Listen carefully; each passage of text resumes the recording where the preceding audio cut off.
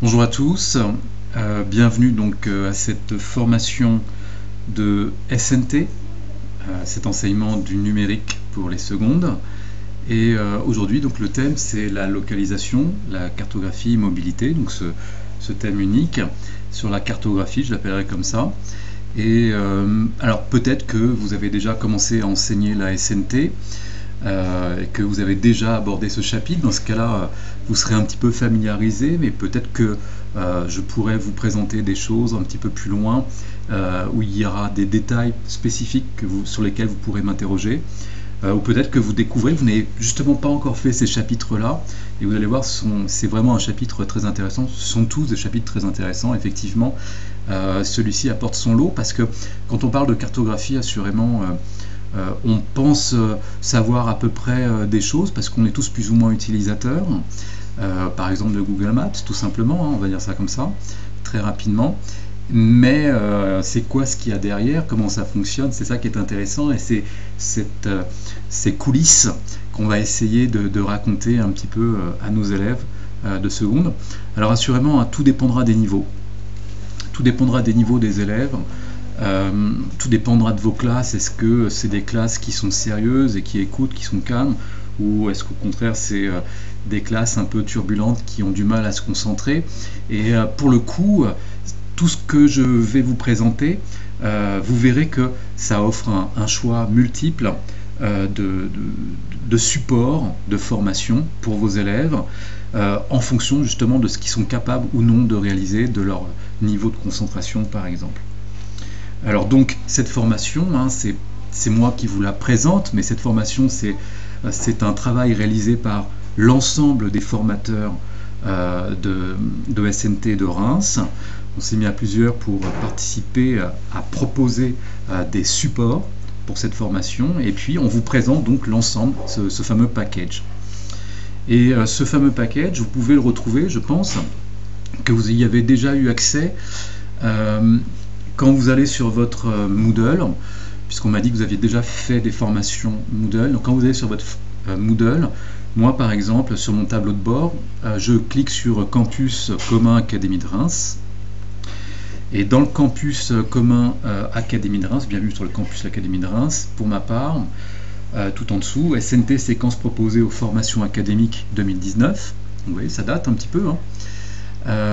Étendre la durée de la session, ça on va faire annuler. J'arrive ici, donc, et là il y a différents thèmes. J'ai le thème localisation et cartographie.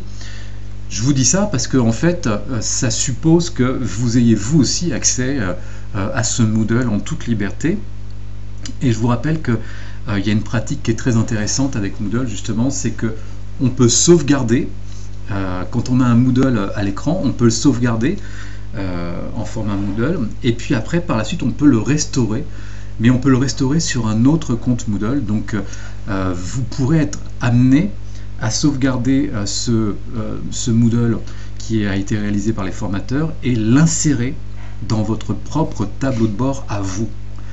Et en quoi c'est intéressant? Eh bien, une fois que vous l'aurez inséré, parce qu'il est vraiment très complet, hein, il y a beaucoup de choses qu'on va voir, ce qui est intéressant, c'est que vous allez pouvoir sélectionner et désélectionner. Vous savez que dans Moodle, on n'est pas obligé de supprimer des éléments, il suffit juste de dire qu'on veut les cacher. Donc vous pourrez sélectionner ce que vous voulez présenter ou non aux élèves, et puis tout sera prêt. En fait, vous allez autoriser les élèves à voir le Moodle en question, et vous aurez vraiment uniquement les activités qui vous intéressent par rapport au public que vous avez en face de vous. Donc ça, c'est vraiment très très bien. Donc voilà pour ce qui est de vous parler de l'ensemble du contenu. Donc j'espère que vous avez tous accès à ce Moodle. Et si vous n'avez pas accès, vous me le direz bien évidemment un petit peu plus tard. Vous pouvez m'envoyer un mail pour me le dire, et puis on fera en sorte que vous ayez accès, parce que normalement tout le monde y a accès bien évidemment. D'accord. Alors je vous avais envoyé, normalement j'ai dû vous envoyer par mail un autre document. Alors cet autre document se représente de la sorte. C'est un document Excel, donc c'est un tableau que j'ai préparé.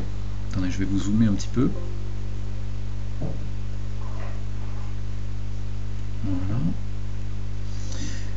Voilà. C'est un document Excel que j'ai préparé qui en réalité va résumer l'ensemble de cette formation.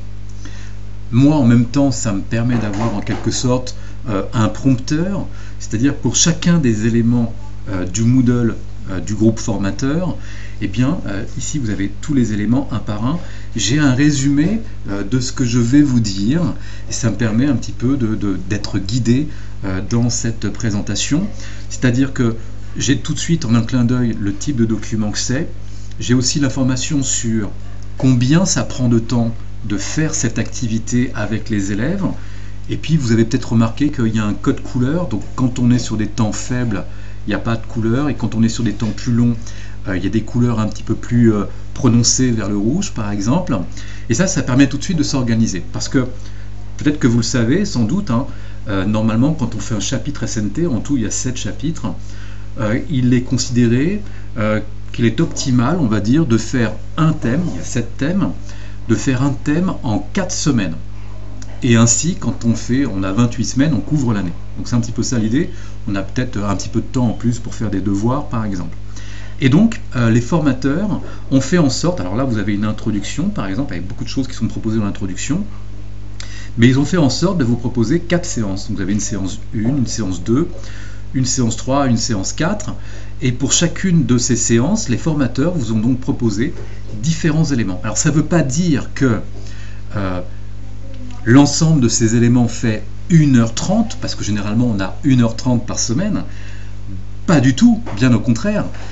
Il y a des éléments, si vous les additionnez, on va dépasser le 1h30. Donc en fait, si vous voulez, c'est un menu, c'est un repas à la carte, c'est à vous de choisir quels éléments en fonction de votre public, et puis aussi en fonction de vos compétences à vous, et puis de vos affinités. Est-ce que je préfère faire cette activité-là à ce public-là? Donc c'est à vous de choisir, parmi tout ce que je vais vous présenter, qu'est-ce qui pourrait être plus intéressant pour vous. Donc le temps c'est un critère important, bien évidemment. Et je vous ai aussi mis une colonne ici de difficulté. Donc, alors, qu'on se mette bien d'accord, hein, ce tableau-là, c'est un tableau que j'ai réalisé moi-même. Je suis le présentateur de cette formation, donc c'est mon avis personnel. Ça permet de vous guider vous, mais peut-être que vous aurez des avis tout à fait différents, assurément. Donc j'ai mis une estimation de ce que moi j'évaluais en termes de difficulté pour les élèves. Donc plus c'est orange-rouge, plus c'est difficile, bien évidemment. Quand c'est vert, c'est que c'est relativement simple. Et puis aussi, alors je me suis permis de mettre, est-ce que oui ou non, ça avait un intérêt, est-ce que c'était hyper important, hyper intéressant, hyper judicieux. Donc je me suis permis de le mettre. Et c'est à vous de juger si ce couple-là, difficulté-intérêt, si ça vaut vraiment le coup de le faire pour vos élèves ou pas. Et puis j'ai rajouté parfois un commentaire. D'accord? Donc normalement, ce document, vous voyez, moi je l'ai imprimé, il tient en format A4. C'est mon guide pour cette formation. J'espère que vous l'avez avec vous. Et je vous propose, tout au long de cette formation, de l'avoir avec vous, donc, et puis de l'annoter. D'accord? Pourquoi pas, vous pouvez mettre vous-même vos propres avis, rajouter des commentaires, des petites étoiles, etc. Si vraiment ça vous a intéressé. Parce qu'il y a beaucoup de choses, on va parler de beaucoup de choses.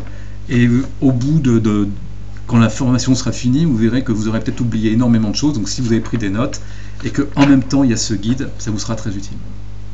D'accord? Et puis par ailleurs, tout au long de cette formation, je vais m'aider d'un diaporama de présentation qui va égrener en fait tous les éléments de Moodle un par un. Alors voilà, ce Moodle commence justement par vous présenter le programme de ce thème cartographie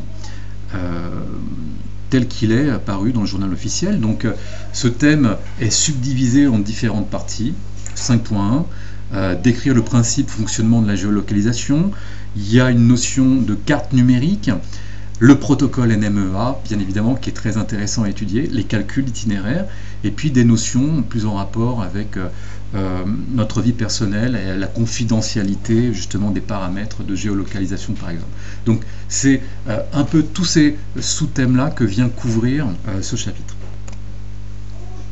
Alors tout d'abord, il y a une introduction. Donc les formateurs se sont dit que ce serait bien d'introduire le sujet et puis Voici tous les éléments, donc ils tiennent en une page, voici tous les éléments d'introduction qui vous sont disponibles à vous.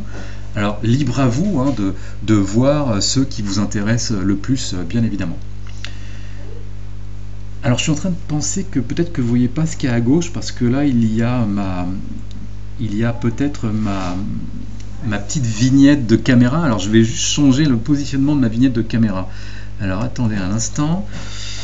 Si je veux changer, alors en cours de... Voilà. Alors moi j'utilise ce logiciel là, Début professionnel.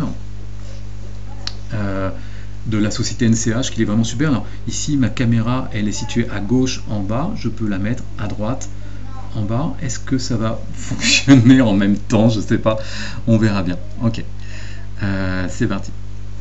Alors dans ces différents éléments qui vous sont proposés, vous avez tout d'abord ici un document qui est un document PDF. Ce document PDF tient en 3 pages. Le temps nécessaire pour lire ces 3 pages est de l'ordre d'une dizaine de minutes. Un niveau de difficulté 3, l'intérêt, pas grand intérêt. C'est un texte qui est assez chargé et confus qui vous donne les règles d'usage, d'utilisation de l'application OpenStreetMap. Et OpenStreetMap, c'est une application qui permet de construire et de gérer des cartes. Alors pourquoi pas avec les élèves en collaboration. C'est du collaboratif. Voilà. Et donc ce document, c'est juste un texte qui explique les conditions d'usage. Bon. Vous pourrez le lire, mais c'est un petit peu fastidieux, effectivement, de le faire lire peut-être par les élèves. Ce deuxième élément, introductif, alors là, pour le coup, là, je vous le conseille. Moi-même, je l'utilise, mais je ne l'utilise pas vraiment en introduction. C'est plutôt cette vidéo qui est là que j'utilise en introduction. Mais vous pouvez pourquoi pas vous l'utiliser en introduction. Moi j'utilise vraiment quand on rentre dans l'explication de la géolocalisation du GPS. Une vidéo vraiment superbe, le GPS Kesako, vraiment très intéressante, qui va vous parler de trilatération, très bien expliquée, avec une représentation en 2 dimensions, puis après une représentation en 3 dimensions, pour montrer les satellites au-dessus de la Terre, et qui explique comment, à partir de 3 cercles, on arrive à définir la localisation d'un 3e point, et qui vous parle aussi des horloges atomiques qui sont présentes dans les satellites, et donc un 4e satellite qui vient déterminer. Vous voyez, donc tout ça permettrait effectivement d'introduire un peu cette complexité du calcul d'une géolocalisation. Déjà ça mettrait un petit peu peut-être des idées au clair. Bon. Donc assez intéressant. Je vous ai mis intérêt 5, la difficulté 0 et le temps 5 minutes. Le point suivant, c'est aussi une vidéo qui vous est proposée, une vidéo YouTube qui est très bien, qui prend 3 minutes, qui n'est absolument pas difficile, mais qui est beaucoup d'un moindre intérêt franchement par rapport à la précédente. Elle va effectivement vous parler du GPS, vous expliquer le GPS. Je vous rappelle que GPS, ça veut dire Global Positioning System, et que c'est le système de géolocalisation par satellite américain. D'accord ? Mais il n'y a pas que le GPS en fait dans notre ciel, il y a aussi le système GLONASS, et puis plus récemment il y a le système européen Galileo. Et bien justement, cette vidéo YouTube va principalement vous parler du système de géolocalisation Galileo. Elle va vous expliquer de la même manière qu'était fait ici, mais je trouve moins bien. Elle va vous expliquer le système de géolocalisation par GPS, comment ça fonctionne avec les 3 satellites. Et puis, elle va surtout les comparer aux autres systèmes, le système GPS et le système GLONASS par exemple. Vous voyez, dans cette fiche Excel, je vous la montre. Dans cette fiche Excel, alors c'est ici, pardon, je vous ai mis en commentaire plutôt publicitaire. C'est une vidéo plutôt publicitaire. Moi personnellement, je ne l'ai pas trouvée extrêmement intéressante, mais bien évidemment, vous pouvez en penser autrement, assurément. Donc voilà pour cet élément d'introduction. Élément suivant, là encore, c'est une vidéo. Alors cette vidéo, pour le coup, va s'attarder uniquement à vous expliquer, un peu comme le faisait celle-ci, le fonctionnement de la trilatération, de la géolocalisation par satellite, avec les fameux 4 satellites qui sont au-dessus de notre tête et comment ça fonctionne, et les stations aussi qui sont au sol, qui vont déterminer la position des satellites avant de permettre la position du récepteur GPS dans une voiture ou dans un smartphone. Donc elle est assez bien faite Et cette vidéo-là, je voulais noter, alors je vous ai dit que c'était une superbe vidéo qui était plutôt bien expliquée, mais qui était quand même une redite. Donc ça peut être là pour le coup une bonne vidéo d'introduction. Ok, donc voilà pour ces 3 vidéos. Je vous conseillerais quand même celle-ci, qui est une vidéo sublime faite pour initier ce chapitre. Bon, on verra ça, on en reparlera tout à l'heure. Ensuite, vous avez ce document-là qui vous est proposé. Alors, c'est un document extrait du Monde, du journal Le Monde. Et dans ce journal Le Monde, il y a une infographie, c'est-à-dire un document graphique qui a été construit pour expliquer aux lecteurs du Monde comment fonctionnait la géolocalisation par satellite. Et donc, cette infographie est sublimement bien faite. Elle est à la fois complexe et très très belle. Et donc, véritablement, donc la voici, je vous la conseille. Mais déjà, rien que pour vous en tant qu'enseignant, je vous conseille de la regarder, de prendre le temps de bien la regarder, de tout lire. Parce que, bon, elle est très belle, mais elle est en même temps assez chargée d'énormément d'informations. Une fois que vous l'aurez compris, une fois que vous allez l'expliquer à vos élèves, ça va leur permettre en un seul visuel de comprendre déjà énormément de choses. Et donc elle est vraiment sublime et elle vaut le coup d'œil. Alors, est-ce qu'elle vaut le coup d'œil en introduction? Là encore, hein, ça dépendra de votre public. Moi, par exemple, j'ai pas une classe d'un niveau hyper excellent. Je commencerai pas par ça, parce que c'est vraiment d'un sublime niveau tout de même, cette infographie. On voit la planète et puis on voit les différentes orbites. On voit les altitudes des différentes orbites. D'accord, les distances, donc ici par exemple le système GLONASS, le système russe de géolocalisation par satellite qui est à 19 000 km et le GPS qui est à 20 200 km, donc c'est l'altitude. Et puis on voit la station spatiale internationale, elle qui est bien évidemment à une orbite bien plus basse, d'accord. Et puis on voit le positionnement de Galiléo. Donc déjà, ça nous permet un peu de visualiser au-dessus de nos têtes à quelle distance se trouvent les satellites. Ça nous apporte des informations, surtout par rapport à des systèmes que l'on connaît, tels que la station spatiale, ou alors, pourquoi pas, le système par satellite Hubble. Okay. Et puis, vous avez des informations spécifiques à Galiléo. Et ce que l'on voit ici, qui est très intéressant pour le système Galiléo, c'est qu'il y a en fait que l'ensemble des satellites est positionné selon 3 plans orbitaux. Donc ça aussi c'est une information intéressante. Et les plans orbitaux sont organisés à 56 degrés par rapport au plan équatorial. Et puis vous avez ici d'autres informations qui permettent de comparer un petit peu le nombre de satellites opérationnels en fonction des différents systèmes de géolocalisation, qui soient des États-Unis, de la Russie, de la Chine, on l'appelle Beidou, et puis aussi de l'Union européenne, le système donc Galiléo. Donc une très très belle infographie que je vous conseillerais. Donc l'intérêt 5, la difficulté, je vous ai mis 2, ça vaut vraiment le coup. Ok, donc ça c'était... alors le lien il est ici, hein, https monde diplomatique, c'était dans le monde diplomatique. D'accord. Et puis on en arrive à ce document, donc cette vidéo YouTube, que je vous conseille depuis le début. Hein, je vous rappelle qu'on est toujours dans l'introduction. Alors effectivement, alors ces petites vidéos, c'est toujours le même acteur qui intervient dans le même décor, mais à chaque fois il va introduire un chapitre différent d'SNT. Elles sont à la fois sublimement bien réalisées, avec de très très beaux dessins, et elles sont cocasses, elles sont amusantes, et elles permettent vraiment de bien introduire des notions complexes sans avoir les bases à des élèves de seconde, et ça vaut vraiment le coup d'œil. Donc celle-ci, vraiment, je vous la conseille. Voilà. Et puis ensuite, toujours en introduction, le point suivant qui vous est proposé dans le Moodle. Alors, je vous rappelle qu'on est en train de suivre le Moodle. Hein. Je vous remonte le Moodle. Alors, le Moodle, c'est ici. Donc, le Moodle, le voilà. On est dans l'introduction au chapitre. Et puis, ici, donc j'ai l'infographie, etc. Ici, j'ai le lien. Donc, MOOC SNT, comment s'y retrouver. Donc, vous faites un clic droit. Il vous ouvre une autre fenêtre. Vous êtes toujours... Ah non, il faut que je... excusez-moi, il faut que je me reconnecte. Parce que j'ai mis un petit temps. Alors, je vais me reconnecter discrètement. On va faire ça. J'espère que ça va fonctionner. Voilà, c'est parti. Aïe, aïe, aïe, aïe, il faut que je me reconnecte. Bon, alors, hop, ce que je vais faire, c'est que je vais me déconnecter ici. Paf, je vais me reconnecter par là.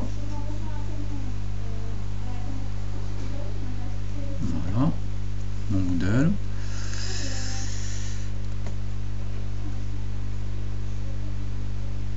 Alors, est-ce qu'il va me permettre de me connecter? Oui, oui. Croise les doigts. Voilà, mon Moodle. Tiens, je vais en profiter pour le refaire devant vous, ça va être plus simple. Donc ici, je vais dans Campus commun.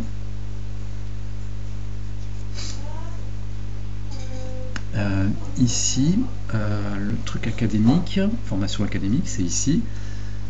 Voilà. Et puis ici, donc la formation académique, moi je vais à la localisation cartographie. Voilà, et donc voici les éléments qui sont proposés, donc les éléments d'introduction. Ici, la fameuse vidéo, donc je fais ouvrir, il m'ouvre une autre page Moodle, et il me propose d'aller avant, donc c'était l'infographie, et après on n'a pas encore été voir, et ici donc vous avez le lien vers la vidéo, et vous voyez que c'est une vidéo YouTube. Alors je vais cliquer, on va aller voir, et en fait il m'ouvre YouTube, et il m'ouvre typiquement YouTube sur la vidéo exactement dont je suis en train de vous parler. Alors on va lui laisser le temps de se charger.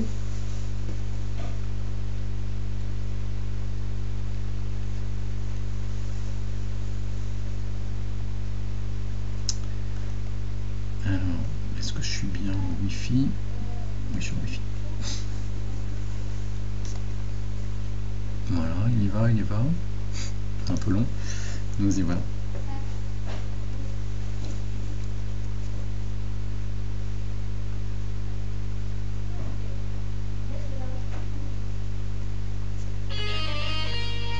Allo Outline, donc ça s'appelle comme ça, c'est vraiment super sympa quoi. Je vais pas tout vous montrer, hein, mais c'est juste pour vous montrer un petit peu l'état d'esprit de la vidéo.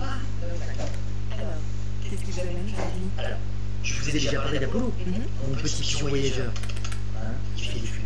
Bon, pas longtemps, mais quand même, c'est pas dans ses habitudes. Voilà, Je trouve donc qu'il a mauvaise mine en ce moment.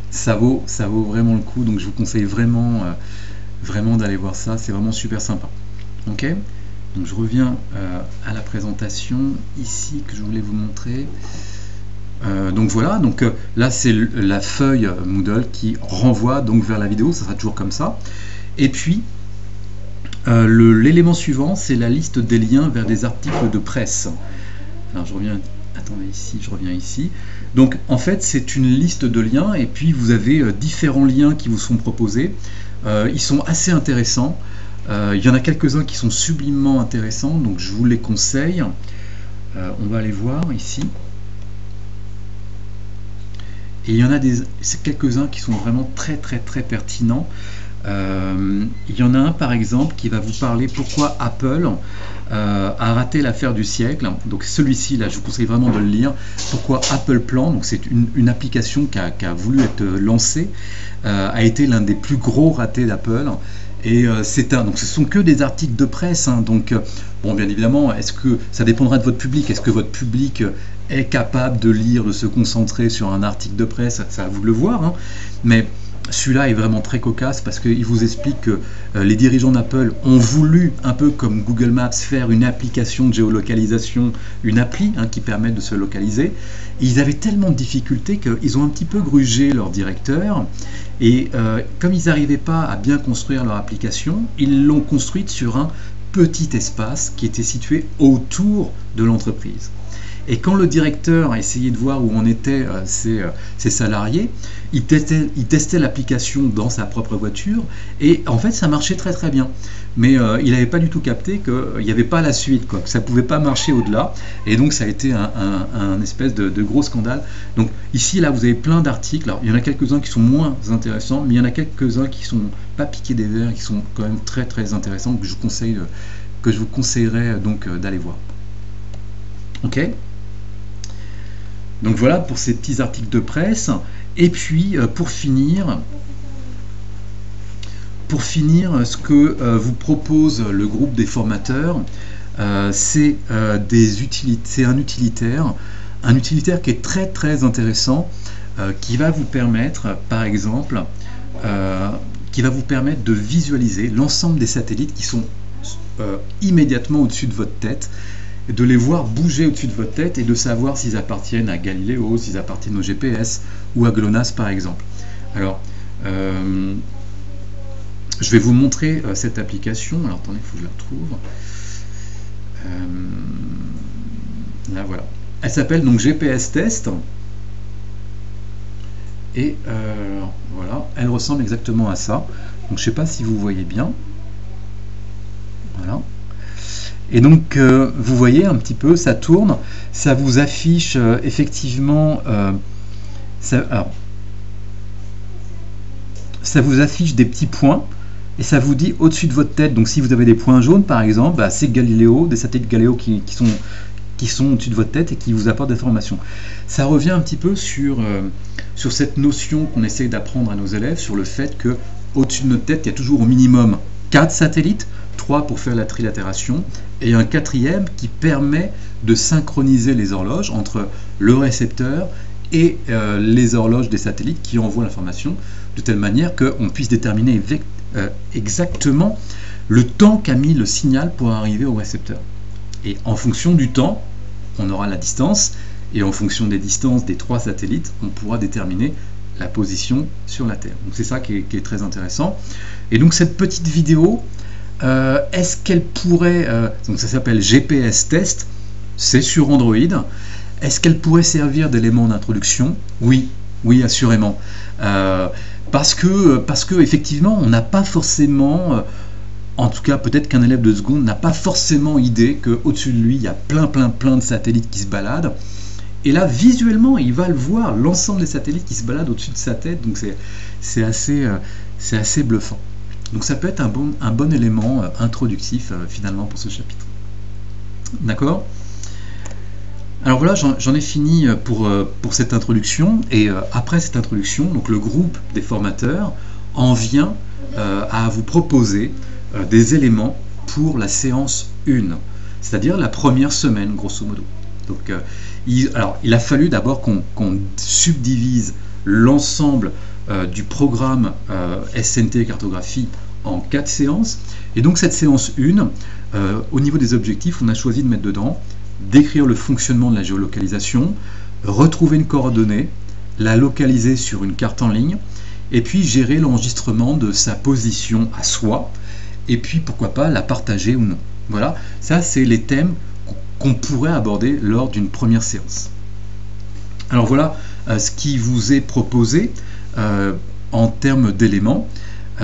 Une activité, alors ces séances peuvent être subdivisées en différentes activités, donc on verra qu'il y a l'activité 1, l'activité 2, etc., etc. Alors dans l'activité 1, tout d'abord, donc approche générale de la géolocalisation, les dates importantes, le fonctionnement, Galileo et géolocalisation. Alors quand vous voyez un petit symbole comme ça, H5P, H5P c'est quoi? C'est un système interactif rajouté à une vidéo. Donc vous avez une vidéo YouTube, vous avez un time-lapse, et vous pouvez sur ce time-lapse mettre une pause sur la vidéo et engendrer l'apparition à l'écran d'une question qui va apparaître.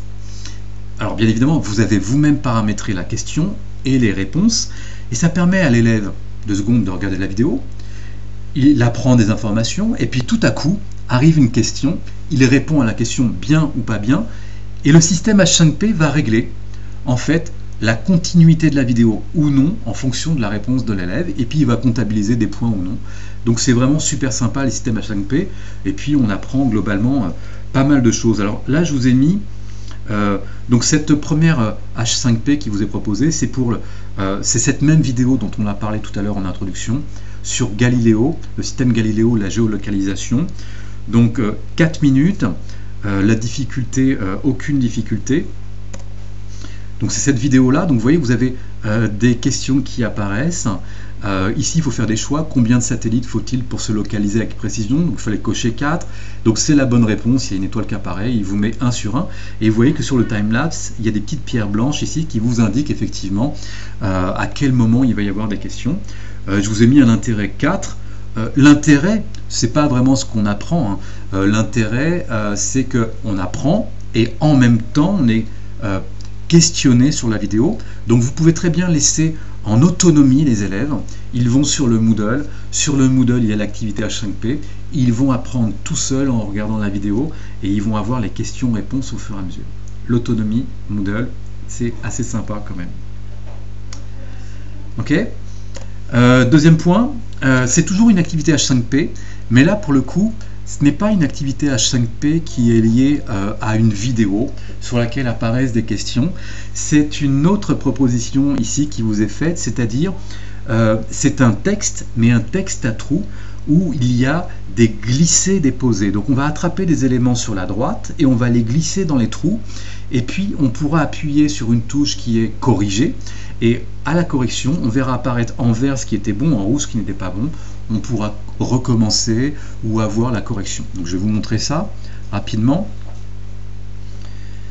Alors, on va aller voir ça. Donc séance 1, système de géolocalisation. Donc c'est ici. Alors, attendez, je vais fermer ici cette vidéo YouTube. Système géolocalisation. Voilà. Ici. Et voilà donc le texte. Donc comme je vous le disais, alors c'est un texte qui parle bien évidemment de géolocalisation, qui explique en fait plein de choses. Est-ce que c'est un texte énorme?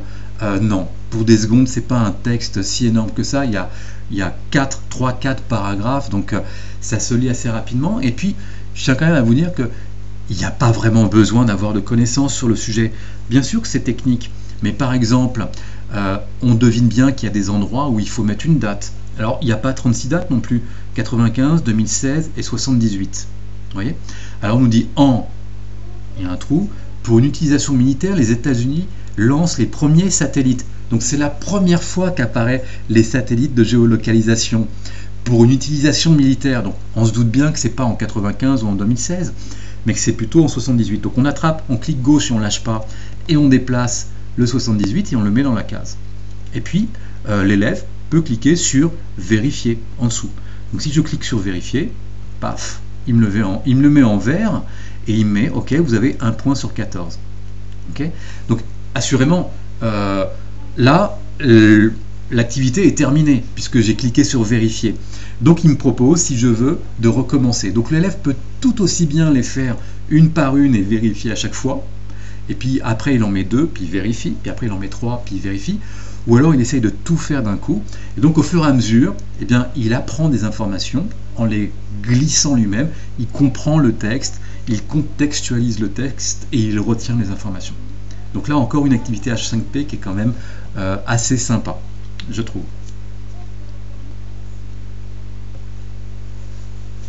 Ok. Alors ça c'est pourquoi pas une activité 1.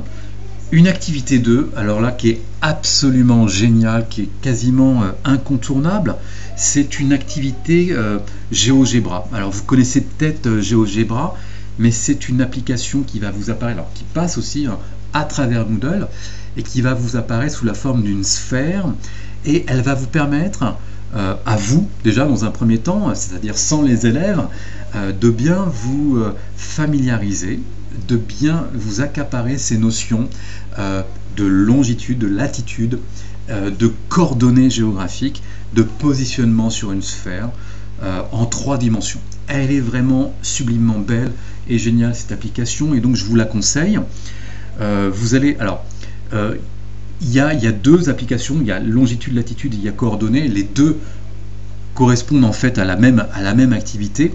Elle va vous permettre de trouver vous-même où se trouvent certaines coordonnées. Alors on va vous dire par exemple, eh bien Rome se trouve à 20 degrés de latitude nord et à 5 degrés de longitude est.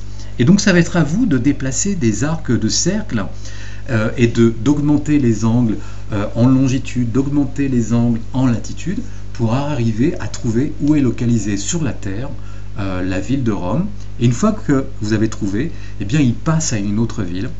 Et donc c'est vraiment de l'interactif, une activité très interactive pour l'élève qui va tout de suite lui permettre de comprendre cette notion compliquée de coordonnées géographiques. Donc vraiment, je vous la conseille. Et puis elle n'est pas vraiment très très longue. Donc j'ai mis 6 minutes maximum, difficulté 1, intérêt 5 sur 5. Donc vraiment je vous la conseille. Voilà. Et puis, toujours dans cette activité 2, ce qui vous sera proposé, encore une activité qui passe par GeoGebra, trilatération par satellite. C'est assez sympa, c'est genre une espèce de course au trésor.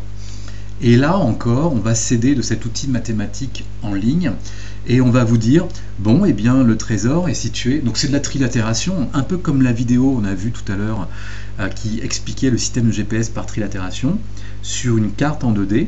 Et bien là, vous avez la carte de France et on va vous dire, il est situé, le trésor, à 200 km de Nantes. Alors, ça à l'élève de repérer Nantes et de tracer mathématiquement, en élargissant un petit peu son curseur, il va arriver à tracer un cercle. Et puis après, le texte va continuer, il va vous dire, il est situé à tant de kilomètres de Paris, et puis il est situé à tant de kilomètres de Dijon, et ça va contribuer à obtenir un point, et ce point sera l'emplacement du trésor. Voilà. Donc ça aussi, c'est une activité assez sympa, 6 minutes, pas très difficile, et là aussi interactive, et très très bien, que je vous conseille aussi. Alors je ne sais pas si je pourrais vous la montrer, ça peut être intéressant de vous la montrer. Alors attendez, je vais aller voir si je peux vous en montrer un petit bout. Donc ici, tac, on va cliquer là pour l'ouvrir. En même temps, ça me permet d'actualiser un petit peu l'accès. Alors il me dit, et ça vous verrez, vous aurez tous déjà ça, il me dit que j'avais déjà terminé la manip. Est-ce que je veux entrer? Donc je fais oui. J'avais déjà fait une tentative, alors je dis oui, c'est vrai, j'avais déjà fait une tentative, c'est pas grave. Et voilà donc l'activité géolocalisation.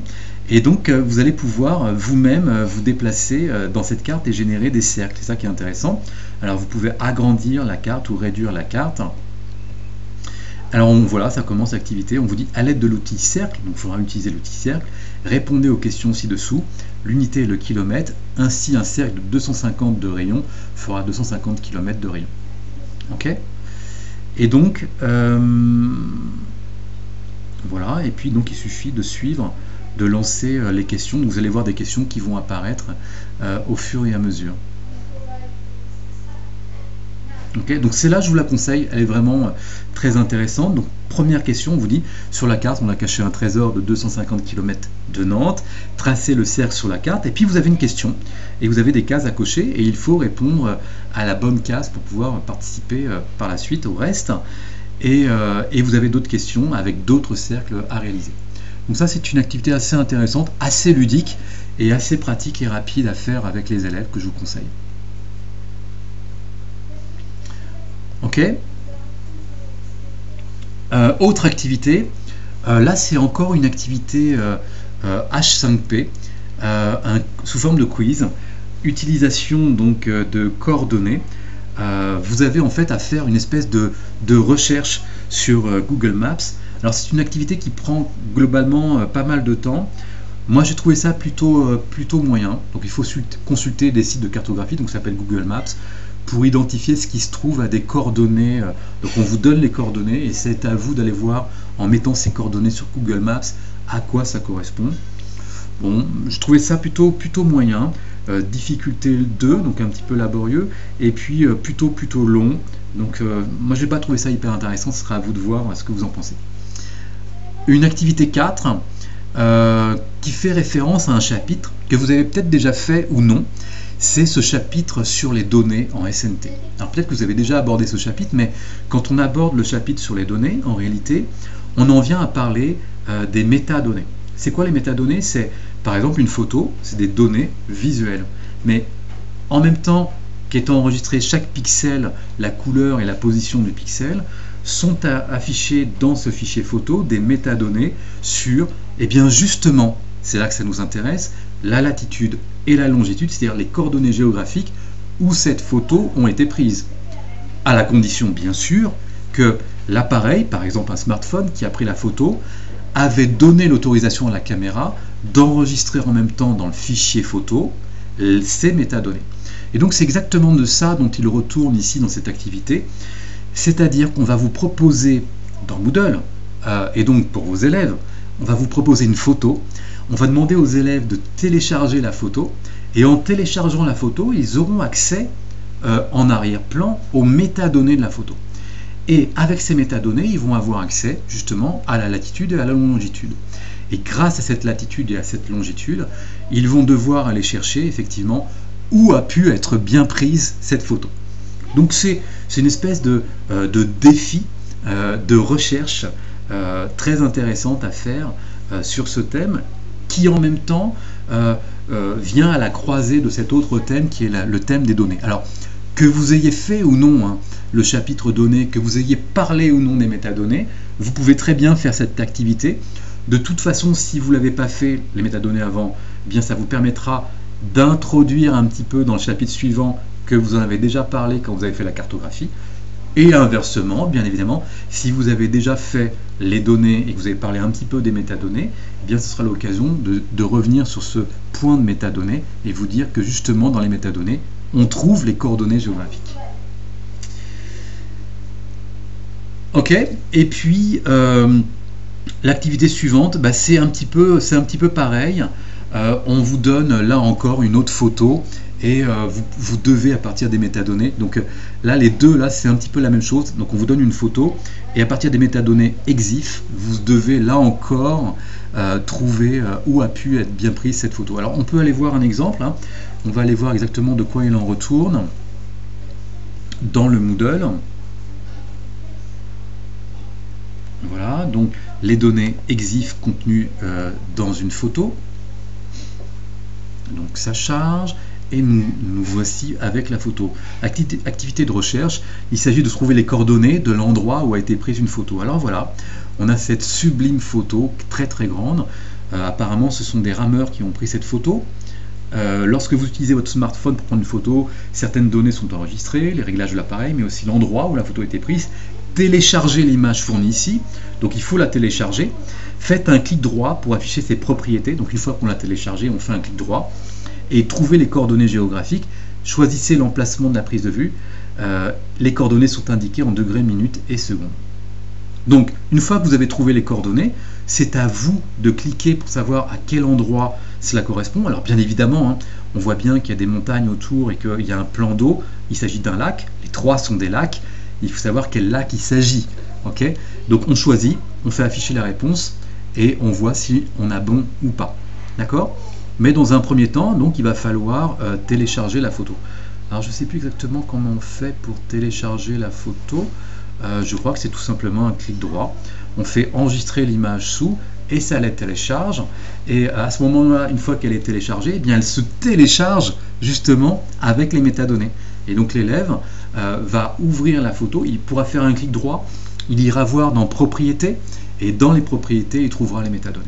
D'accord? Donc très intéressant parce que ça ressemble, si vous voulez, un petit peu, je pense que vous avez tous commencé à faire ça, ça ressemble un petit peu à ces activités qu'on retrouve dans Pix. J'espère que vous avez commencé un petit peu parce que dans le groupe formateur, on nous a demandé de beaucoup parler de Pix, cette plateforme d'évaluation en ligne des compétences numériques.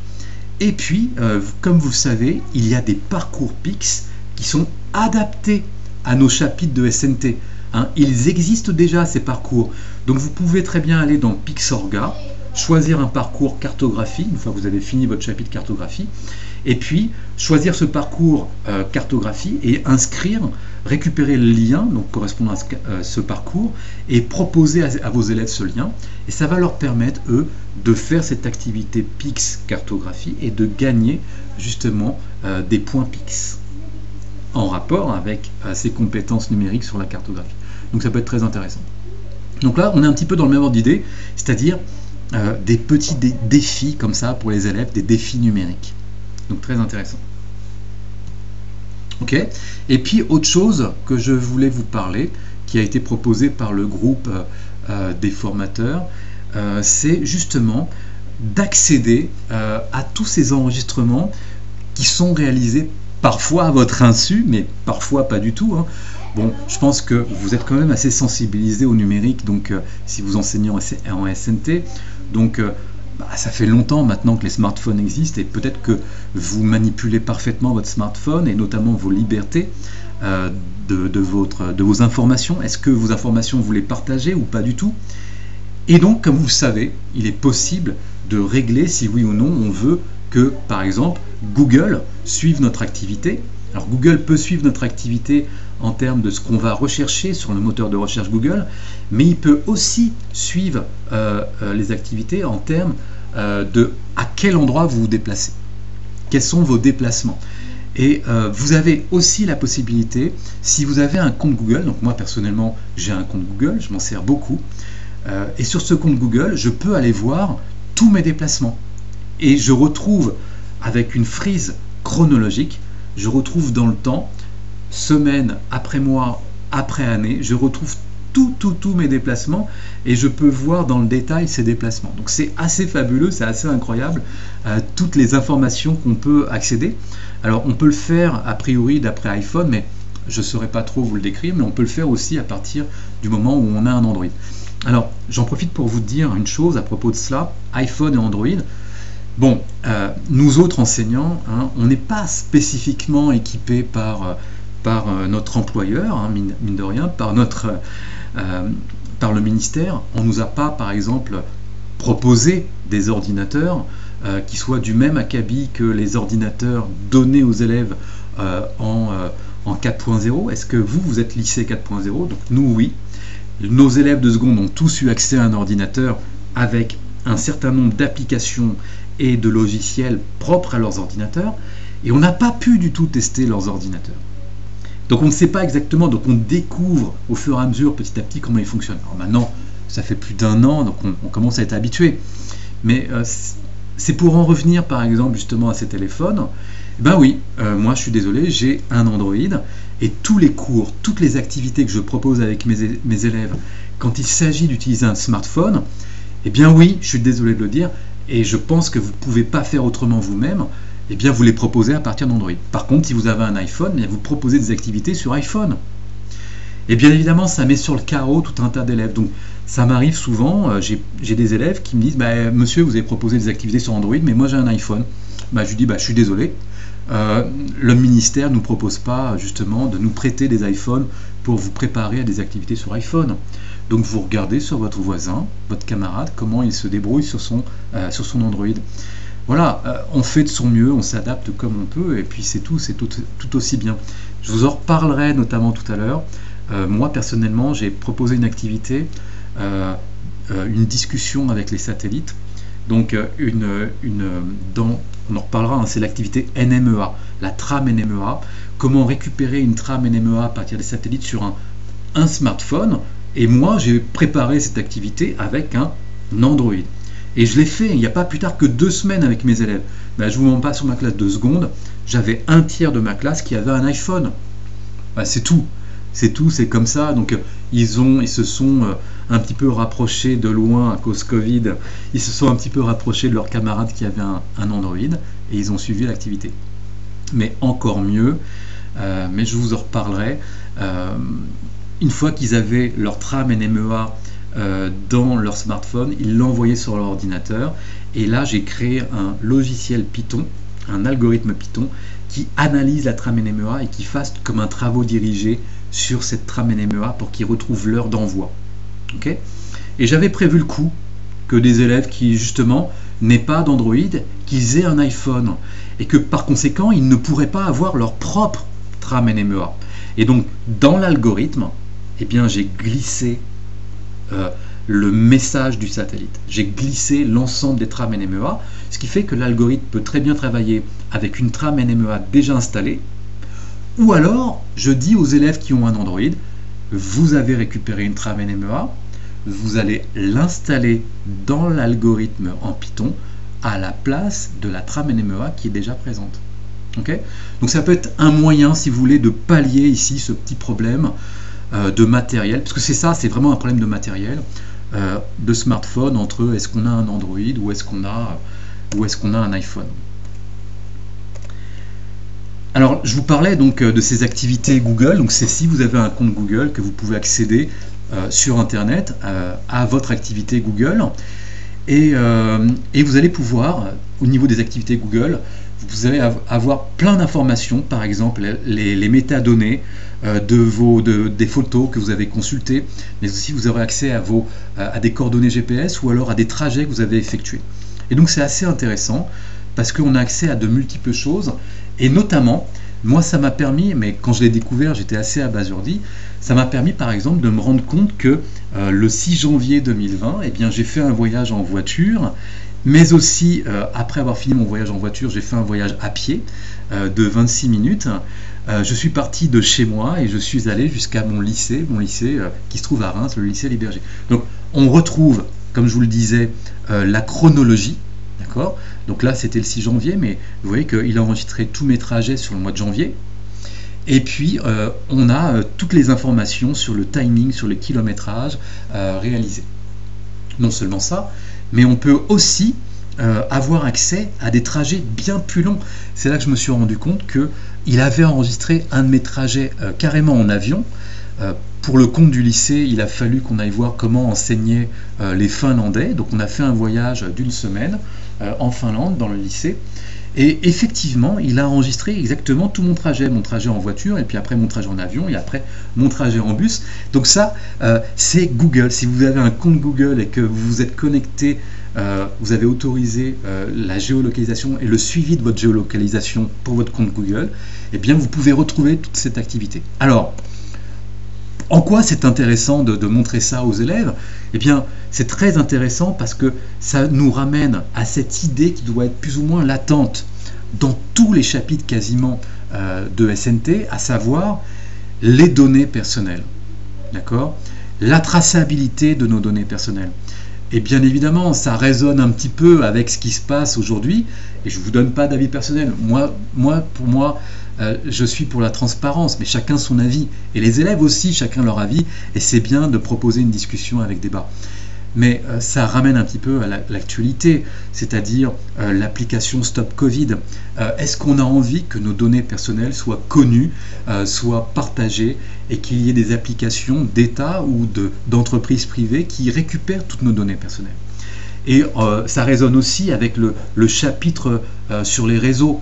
Et on apprend dans le chapitre sur les réseaux que, en fait, toutes ces applis qu'on connaît bien, YouTube, Snapchat, Facebook, Twitter, etc., se font des millions d'argent rien que par le fait qu'on utilise ces applications et que quand on clique et quand on partage nos données, eh bien ces applications-là revendent nos données, mais à chaque millième de seconde, ils vendent des données des utilisateurs. Okay ? Donc c'est l'occasion dans ce chapitre-là de montrer un petit peu que les données de géolocalisation sont largement récupérées par exemple par Google et que peut-être effectivement ils les utilisent. Et je tiens juste à faire un parallèle, mais je l'ai entendu à la radio, effectivement, je crois que c'était lors du premier confinement Covid, il a pu être démontré, mais sans, alors à ce qui paraît, sans identifier les personnes, mais bon, c'est tout, c'est comme ça, eh bien il a pu être montré les statistiques des déplacements des Français, de voir effectivement comment, lors des confinements, les Français avaient pu, globalement, sur toute la France, se déplacer ou non à travers les différentes régions. Donc c'est pour vous dire que c'est un outil énorme, d'accord, qui enregistre beaucoup de données. Ça résonne énormément sur les données personnelles, la RGPD, sur la cartographie, et puis aussi sur, pourquoi pas, sur les réseaux. Voilà. Donc très intéressant comme sujet. Voilà. On en passe, alors on en a fini avec la séance 1. On va un petit peu à présent découper, on va continuer de découper un petit peu ce programme de SNT sur la cartographie. Et là on vous propose donc une séance 2, donc une deuxième semaine, avec justement ces notions de carte en ligne. Alors sous-entendu, hein, on a compris comment fonctionnait la géolocalisation par satellite, on a compris les notions de coordonnées, tout ça on a compris. Et donc à ce moment-là, il suffit donc de projeter toutes ces informations sur un plan en 2D, c'est-à-dire on en vient à la carte. la carte papier et donc la carte aussi en ligne. Et c'est toutes ces activités de carte en ligne sur lesquelles on va pouvoir travailler dans cette séance numéro 2. Alors là encore, différentes activités proposées. Alors tout d'abord, une activité qui va travailler sur les itinéraires et les portails cartographiques. Donc il existe de multiples portails cartographiques. Donc là, c'est une activité qui va être plutôt, je vous ai mis dans le tableau, une activité qui va être plutôt longue, qui va prendre une trentaine de minutes, donc très très longue, qui est absolument pas du tout compliquée. Je vous ai mis 1 de difficulté et qui est plutôt assez intéressante. Donc ça va utiliser des applis, pour exemple comme OpenStreetMap. Donc c'est très très bien fait, c'est-à-dire que vous allez devoir un petit peu vous balader à travers, donc vous avez un sujet, on vous dit on a été à tel endroit, et il va falloir aller sur les différents portails pour essayer de trouver un peu ces coordonnées. Donc on va aller le voir ensemble, vous allez voir à quoi ça ressemble. Alors on y va, on va regarder ça, donc séance numéro 2, activité 1, itinéraire et portail cartographique. Alors on me dit, mais ça on vous le dira à vous aussi, vous avez déjà vu au moins une page de cette leçon, voulez-vous commencer à la dernière page que vous avez lue? Alors voulez-vous commencer à la dernière page que vous avez lue? Vous mettez non. Nous on veut voir la première page, d'accord?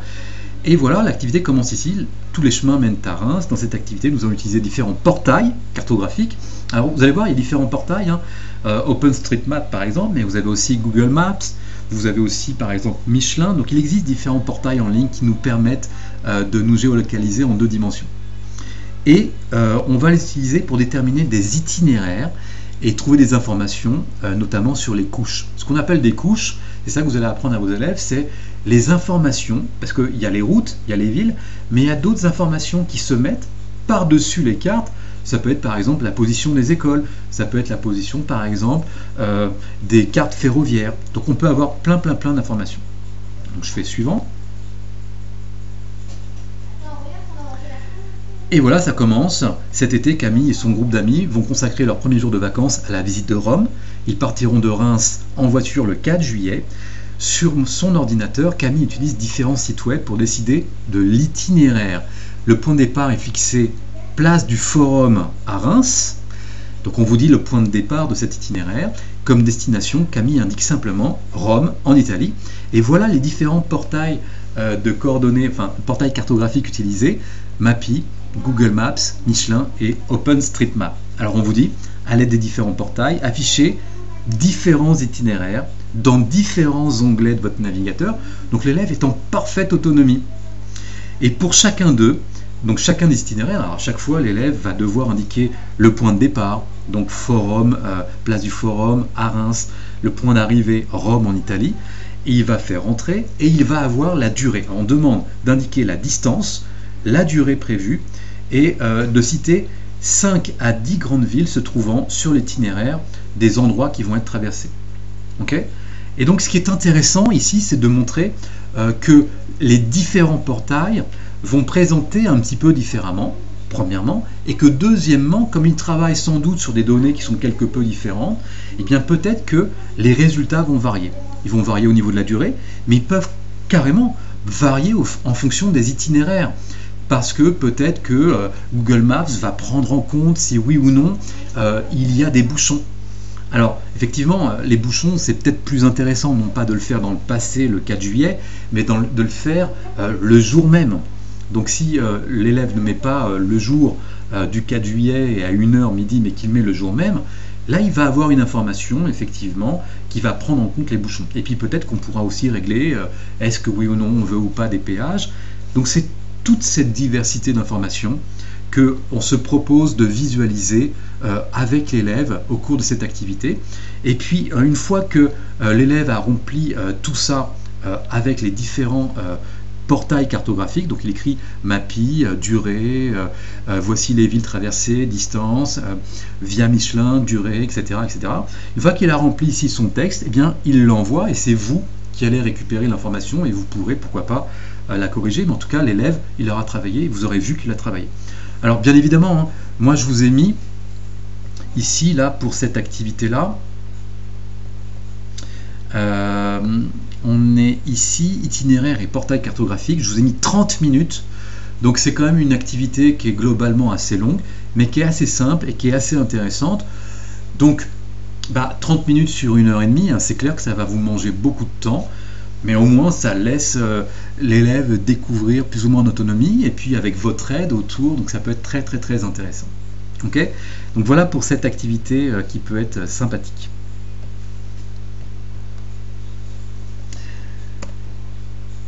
Deuxième activité, alors cette activité elle peut être aussi très intéressante, mais là encore pour le coup ça dépend des goûts, j'ai envie de dire. Et moi effectivement, alors ça s'appelle hygiène rando, donc vous comprenez bien un petit peu ce que cela sous-entend. Alors bien sûr je me mets à dos un certain nombre d'entre vous, je n'en doute pas. Moi je suis quelqu'un d'assez sédentaire, j'aime pas trop bouger, et donc les randonnées c'est pas trop mon truc, mais il y en a qui adorent faire des randonnées et qui connaissent forcément ce site en ligne qui s'appelle Hygiène Rando, qui est absolument fabuleux. Moi je l'ai découvert, mais j'avoue qu'au début, quand le groupe formateur l'a proposé, j'y suis allé vraiment à reculons, et en tant qu'enseignant de SNT, aller me perdre un petit peu dans ce portail que j'avais visité, ça demande un petit peu du temps et de l'énergie. C'est pourquoi dans ma feuille Excel, hein, je vous ai noté ici, je vous ai noté 60 minutes. Donc ça va vous demander déjà, vous, en tant qu'enseignant, de passer quand même pas mal de temps quand même dessus, à vous entraîner, à savoir exactement à quel endroit il faut cliquer pour arriver à obtenir un itinéraire sympa. Donc je vous ai mis quand même une difficulté de 3. Et puis l'intérêt, moi je l'ai trouvé pas si intéressant que ça, donc j'ai mis une note sur 2 par rapport à 5. Bon. Ça peut être l'occasion effectivement pour des élèves qui aiment les randonnées de leur montrer que ce site existe et de leur faire utiliser, pourquoi pas après chez eux en famille, ça peut être très intéressant, mais quand même c'est quelque chose qui prend du temps. Voilà, alors on va aller le voir, on va aller voir à quoi il ressemble, juste pour le plaisir d'aller voir un petit peu ce portail.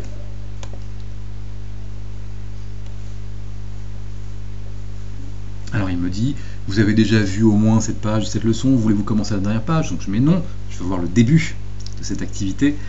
Et voilà à quoi ça ressemble, un itinéraire de randonnée. Hygiène rando.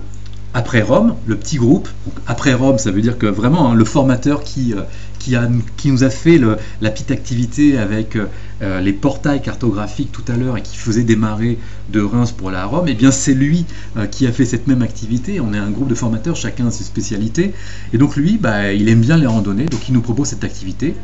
Après Rome, le petit groupe prendra le ferry pour poursuivre ses vacances en Corse, et là vous allez voir, il nous a fait plein d'activités sur la Corse. Et sur le site Hygiène Rando, Camille a trouvé un parcours de randonnée. Alors ça c'est très important, vous ferez attention, il faut vraiment s'appuyer ici sur ces informations.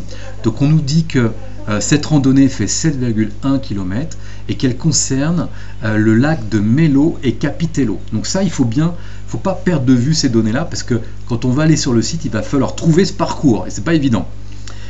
Qui part du parking de la bergerie de Grotel et qui permet de découvrir 2 lacs magnifiques.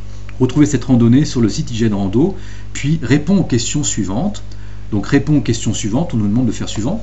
Alors ça sous-entend qu'il faut ouvrir un autre onglet et aller à Hygiène Rando. Donc je fais suivant. Voilà, suivant.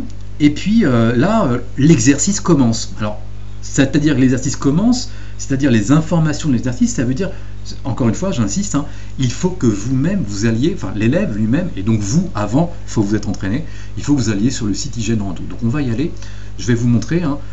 C'est important parce que c'est pas forcément si évident à utiliser. Hygiène Rando, faut aller dans Parcours. Donc on va dans Parcours. Donc il charge. Je suis pas en 4G, je suis en Wi-Fi, ça prend un peu de temps. Voilà, IGN Rando. Et là je suis dans Parcours. Vous avez vu, là il y a point d'intérêt, là je suis dans Parcours. Il m'affiche une carte. Vous voyez, c'est assez compliqué quoi. Il y a On peut faire des parcours en disant bah non, je cherche un parcours à tel endroit, je veux un parcours qui fasse telle distance, etc. Est-ce que j'ai déjà une référence de parcours à donner ou est-ce que je veux moi-même créer un parcours? Parce qu'en fait, c'est des gens qui créent des parcours de randonnée et qui les partagent en ligne. Donc c'est superbe. C'est des gens qui font des vraies randonnées, c'est des gens qui ont l'habitude de faire des randonnées. Et donc, ce que nous propose cette activité ici, c'est de choisir un parcours et on va lui rentrer l'adresse. Donc c'est pour ça qu'il faut revenir un petit peu ici et on va chercher ce parcours de randonnée qui fait 7,1 km et qui concerne le lac de Melo et Capitello.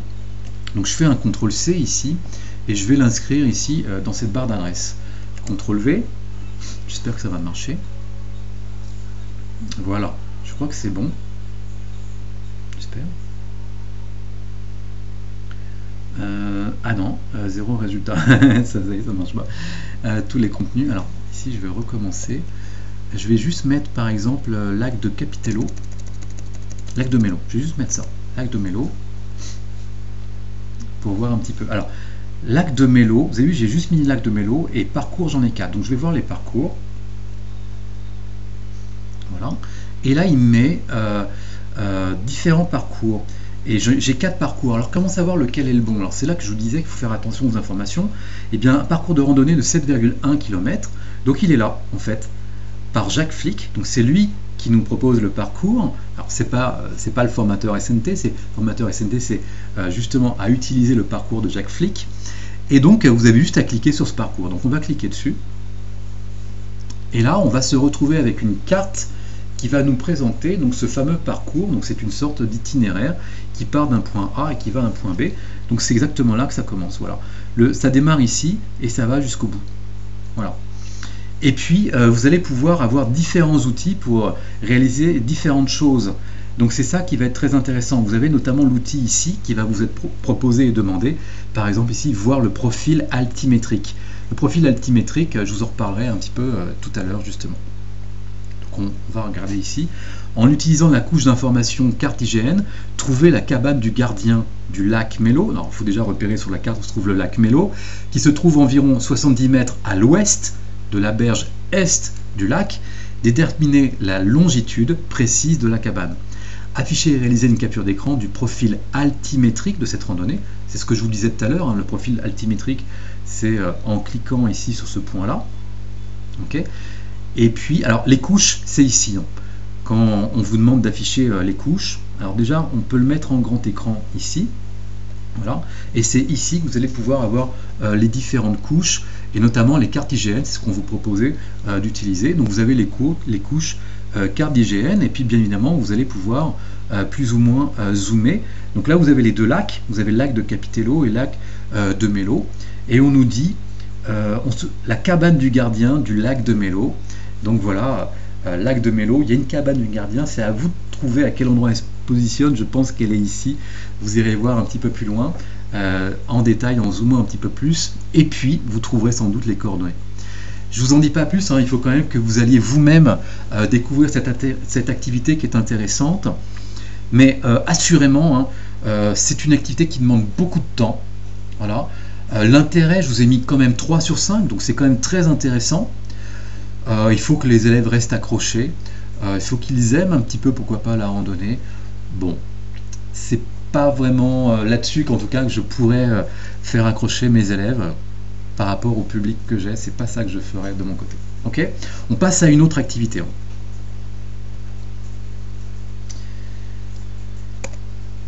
Alors attendez, je bois un petit coup. Donc là vous avez ce sublime visuel hein, sur les deux lacs et puis la randonnée. Et là c'est ce dont je vous parlais là, c'est ce que vous allez obtenir, c'est sur le profil altimétrique. Et on vous demandera de faire une capture d'écran et de glisser la capture d'écran. Enfin, on demandera ça à l'élève, hein, tout simplement. L'élève devra faire une capture d'écran de profil altimétrique et la glisser dans la fenêtre Moodle pour qu'on puisse visualiser qu'il a réussi à l'obtenir. Très intéressant. Alors, cette activité 3, alors là, c'est carrément encore autre chose. Hein. C'est vraiment toute la richesse, toute la diversité des éléments proposés par le groupe de formateurs. Moi, je n'ai pas du tout participé à ça, mais c'est vraiment très diversifié. C'est cette activité qui est en ligne qui s'appelle le géocaching. Alors je ne connaissais pas du tout cette activité, à ce qui paraît elle est mondialement connue cette activité. C'est un truc assez incroyable, c'est-à-dire qu'il y a des personnes en ligne au niveau du site de géocaching qui vont réellement, en faisant une randonnée, qui vont cacher un petit objet dans une espèce de capsule à un endroit avec des coordonnées géographiques bien précises. Et une fois qu'ils l'ont caché, eh bien, ils vont instruire, si vous voulez, une espèce d'énigme, un défi, une énigme à plusieurs indices, et à chaque indice, vous obtenez un autre, quand vous avez trouvé la solution, vous obtenez un autre indice, et à la fin, vous obtenez des coordonnées, et il faut pouvoir vous déplacer jusqu'aux coordonnées pour avoir un nouvel indice, etc., etc., jusqu'à trouver l'indice final. Et quand vous avez trouvé l'indice final, au final, vous avez un code, et ce code, dans l'appli, vous le rentrez, et ça permet d'authentifier le fait que vous avez réussi le défi en question, que telle personne a réussi à trouver la cachette finale pour ce défi-là. Donc c'est un truc qui a fait un méga tabac, qui existe depuis très longtemps. Pour ma part, je ne l'ai jamais utilisé, mais à ce qui paraît, il y a de grands adeptes. Alors, par ailleurs, je tiens à vous préciser qu'il y a des collègues qui l'ont déjà utilisé à l'intérieur même de l'enceinte d'un lycée. C'est-à-dire qu'ils ont utilisé le lycée, alors pas vraiment le lycée en lui-même, ils ont utilisé le lycée avec la cour du lycée. Donc il faut avoir une grande cour et cacher donc, des indices dans cette cour en géolocalisant à des points différents. Alors bien évidemment, il faut permettre à ces élèves de se déplacer dans la cour je veux dire, dans les heures de cours. Comme ça permet à ce que justement eh bien, la cour soit vide des autres élèves. On peut aller soi-même avec ses élèves et puis les voir se déplacer à différents endroits, d'utiliser leur smartphone pour trouver les coordonnées géographiques, d'accord, et pourquoi pas arriver à réaliser le défi. Donc il y a des profs qui l'ont fait. Mais bien évidemment, alors moi je ne l'ai jamais fait, là encore, hein, pour le coup, hein, c'est ce que je vous ai mis ici dans mon tableau résumé. C'est quelque chose qui demande énormément de temps de préparation, de travail. D'une part, pour soi-même arriver à parfaitement se déplacer dans cette activité, à parfaitement la maîtriser, et puis aussi arriver à la transformer en une activité pédagogique qui dure sur 1 heure ou 1 heure et demie avec ses élèves. Comment c'est possible de faire une chasse au trésor dans une cour d'école, une cour de lycée, en si peu de temps? Il faut vraiment être très très très armé et très enduré. Bon, très intéressant, mais je trouve très difficile. Voilà. Moi je ne conseille pas, mais je pense que des profs qui connaissent vont être très très intéressés. En tout cas, ça reste une très très belle activité, mine de rien. Et puis, pour cette séance 2, un dernier travail proposé. Donc je sors ici de cette activité-là.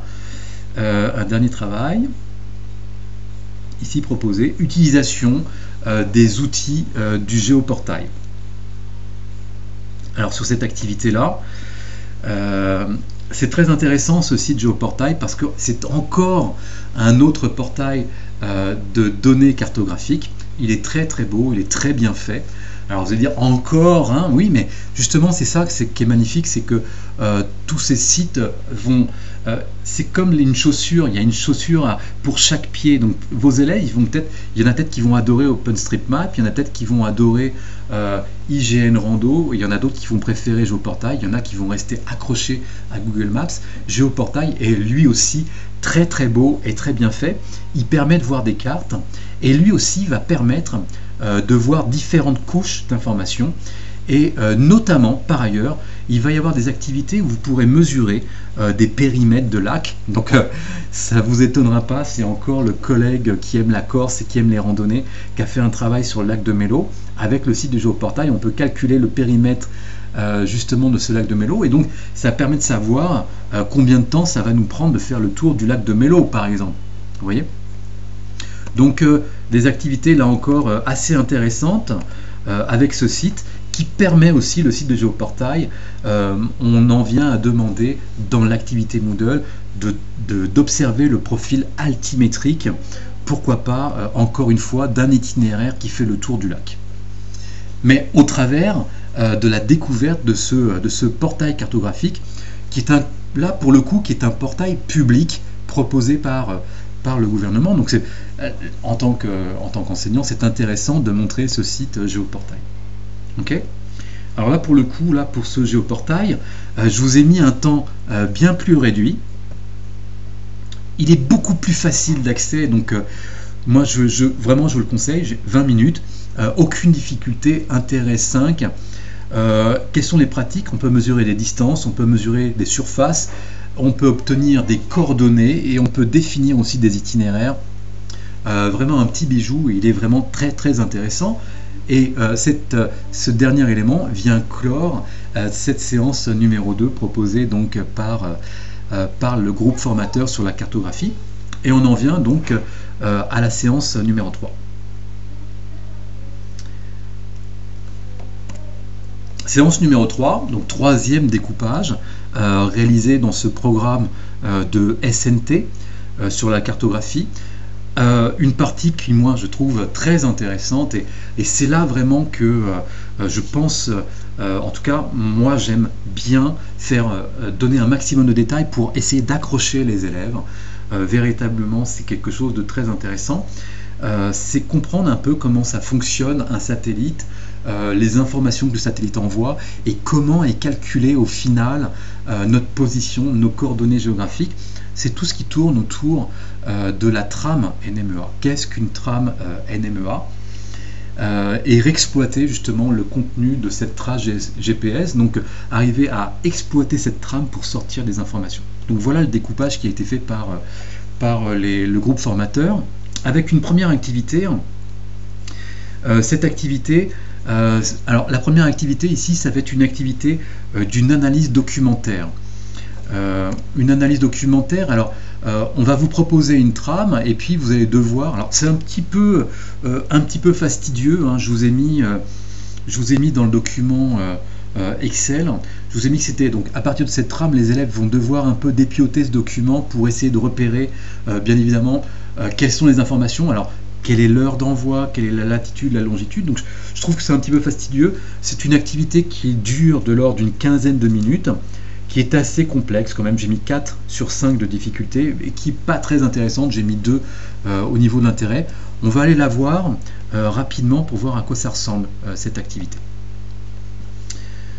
Donc séance numéro 3, cette activité ici. On va aller voir ça rapidement. Donc voilà. Votre récepteur GPS, smartphone, reçoit des signaux depuis les satellites. En traitant les données, il calcule votre position. En comparant deux données qui se suivent, il peut définir un cap, une vitesse.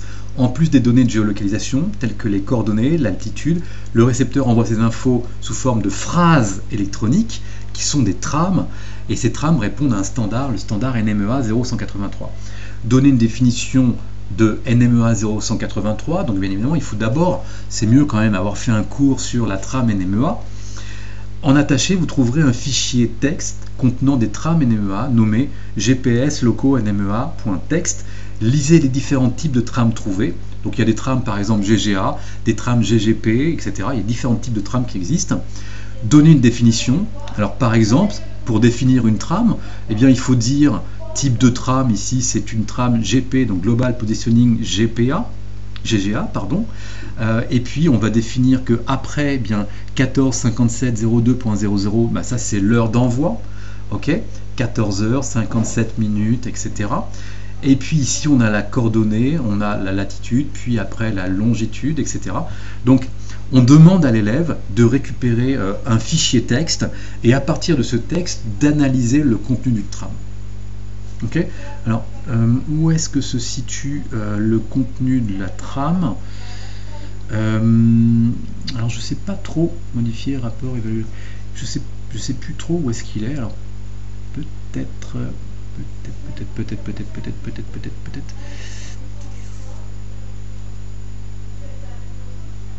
lecture d'une trace, non, bah alors je retrouve pas où est cette activité, c'est dommage.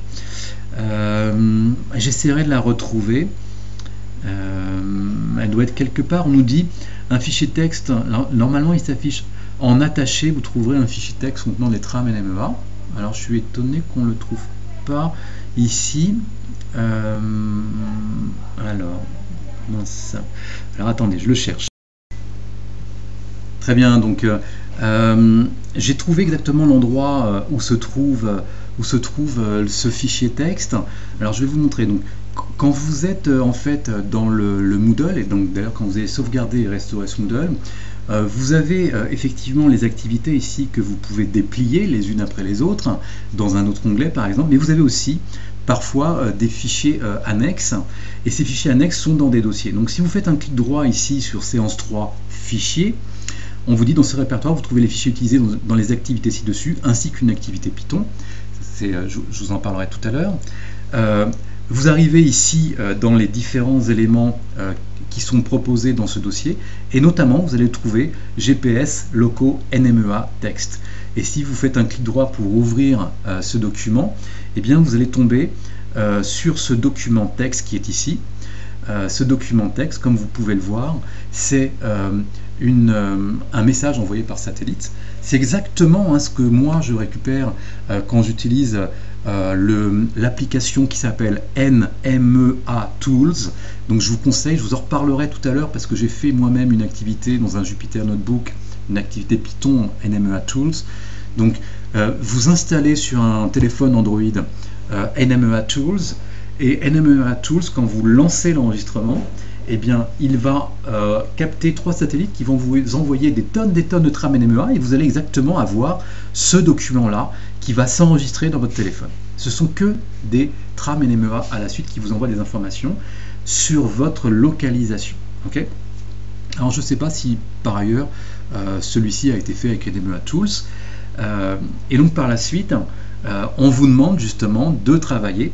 Donc on vous dit, vous trouverez ci-joint le document, listez les différents types de trames trouvées, donc c'est à vous de définir quel type de trame et donner une définition. Donc à chacune des types de trames, vous devez dire c'est tel type de trame, on a ici les coordonnées, latitude, longitude, les heures, etc. Donc voilà le travail qui vous est proposé. Alors je ne vous conseille pas de dire à vos élèves de faire le travail sur toutes les trames, mais peut-être la première et la 5e trame du document, par exemple, tout simplement. Ça peut être très très bien. Et puis on vous demande une question, expliquez pourquoi la trame RMC, donc c'est à vous, enfin c'est à l'élève de trouver la trame RMC, ne peut pas être envoyée depuis le satellite, mais calculée avec les données reçues. Donc vous irez voir ça, c'est assez intéressant. Ok, voilà. Alors moi je vous ai mis ici 15 minutes, fastidieux mais quand même intéressant à voir. Ensuite vous avez une activité H5P qui vous est proposée. Là encore, vous reconnaissez un petit peu le format de cette activité H5P. Alors, on est typiquement sur le cours de la trame NMEA.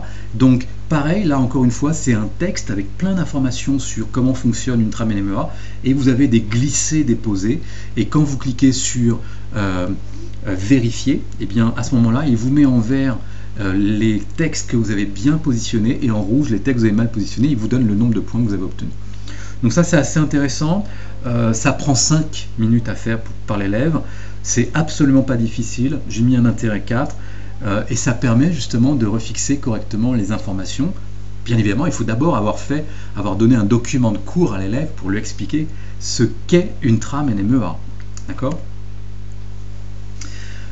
Ici vous avez ces fameuses activités proposées par Moodle, ces groupes d'activités ici. Là encore, c'est une activité que je trouve assez sympa, c'est-à-dire qu'on vous donne des trames, et à partir des trames, c'est à vous de définir, donc c'est du glisser-déposer encore une fois, si cette trame-là, je la mets à Reims, ou si je la mets dans la Manche au nord, ou si je la mets l'Atlantique Sud, ou si je la mets Paris en haut de la Tour Eiffel. Alors vous allez me dire, ah, bah, c'est super facile. C'est pas si facile que ça, parce que si vous regardez bien un petit peu dans le détail, il y a un truc tout de suite qui doit vous attirer l'œil. Regardez bien ici la coordonnée. Si vous regardez les chiffres qui sont écrits ici, 4915.4918 nord. Et là vous regardez 4915.4918 nord. Alors on se dit bah c'est le même endroit. Pourquoi le mettre à deux endroits différents? Oui, mais là c'est 401.2471 est et là c'est 401.2471 ouest. Donc en fait, ce sont les mêmes chiffres. Vous avez vu, c'est les mêmes chiffres de latitude, longitude, mais c'est pas exactement les mêmes points cardinaux. Et donc, bien évidemment, c'est une combinaison des points cardinaux, et bien évidemment, ça vous indique cette rame vous indique 4 positions bien différentes. Donc, ça va nécessiter, parce qu'au départ, l'élève, il va prendre les trucs, puis il va le mettre à un endroit, il va dire, bah, c'est facile, c'est là. Et puis, il va arriver à la deuxième et dire, bah, c'est la même chose. Alors, je comprends pas, monsieur, c'est la même chose, tout ça. Mais en fait, monsieur, madame, ça l'amène à bien comprendre et à bien se concentrer sur une trame NMEA et de se rendre compte qu'il n'y a pas que les chiffres qui importent, il y a aussi cette indication nord, sud, est, ouest, et ça permet vraiment d'aller plus en détail dans cette compréhension de la trame NMEA. Donc je trouve ça vraiment intéressant. Et là, pour le coup, donc ça prend un peu plus de temps, effectivement, comme travail. Parce que moi, je me suis fait piéger, hein, je vous le dis tout de suite, la première fois que je l'ai fait, je me suis fait piéger, je me suis dit, mais c'est n'importe quoi, c'est toujours le même endroit. Donc j'étais un petit peu embêté, et j'ai mis un petit peu de temps à comprendre. Donc moi, ça m'a pris de l'ordre de 15 minutes. J'ai mis 2 quand même de difficulté, parce que ça demande vraiment de se concentrer. Et très intéressant, 5. Donc j'ai écrit pointu et super. C'est une activité Learning Apps. Je ne me rappelais plus ce que voulait dire ce petit package. C'est une activité Learning Apps qu'on trouve sur les Moodle. Et puis, cette dernière activité proposée donc pour la séance 3, et on reparlera après des documents qui sont dans les fichiers, hein. Cette dernière activité proposée par la séance 3, c'est une activité H5P assez intéressante. Donc là encore, vous avez des questions qui vous sont proposées et puis des choix multiples. Et puis, l'élève doit choisir un des éléments. Alors, on vous donne une trame ici, et c'est à vous de définir justement l'heure d'une part, mais aussi la latitude et la longitude. Et avec les informations de latitude et de longitude, vous allez aller sur Google Maps, trouver à quel endroit ça se situe globalement, et ça va vous permettre de cocher une de ces cases. Et les cases sont assez particulières, hein, finalement, puisque vous avez le dos pris dans l'eau sur le dos du Nessie, le Nessie, tout le monde voit de quoi on parle, ou alors dans un château, ou alors sur le bateau qui se dirige vers le nord, la caméra étant dans l'eau. Donc une activité assez amusante. Je vous ai marqué dans le tableau qu'elle était assez sympa. Je vous montre le tableau. Donc je vous ai mis ici que c'était une activité qui était assez sympa, 4 minutes seulement. Donc c'est des questions sur les coordonnées, une difficulté pas vraiment, non, parce qu'on reprend en fait les coordonnées de la trame, on les met sur Google Maps par exemple, et puis ça va tout de suite nous indiquer une carte. Alors peut-être que vous allez être trop zoomé sur la carte, donc je vous conseillerais de dézoomer pour arriver à repérer des informations qui vont vous aider à choisir parmi les choix multiples quel est le bon choix correspondant à ces coordonnées. Okay, donc c'est assez sympa à faire, je vous le conseillerais effectivement. On en a fini avec ce point-là. Je voulais vous parler justement, avant de vous parler de la séance 4, je voulais vous parler du contenu justement de cette séance 3. Il y a un dossier qui contient plein de fichiers. Et j'insiste parce qu'il y a justement des choses que j'ai faites moi et que je trouve très intéressantes, sinon je ne les aurais pas faites. Et mes élèves, ça fait 2 ans que je le fais et que ça les intéresse.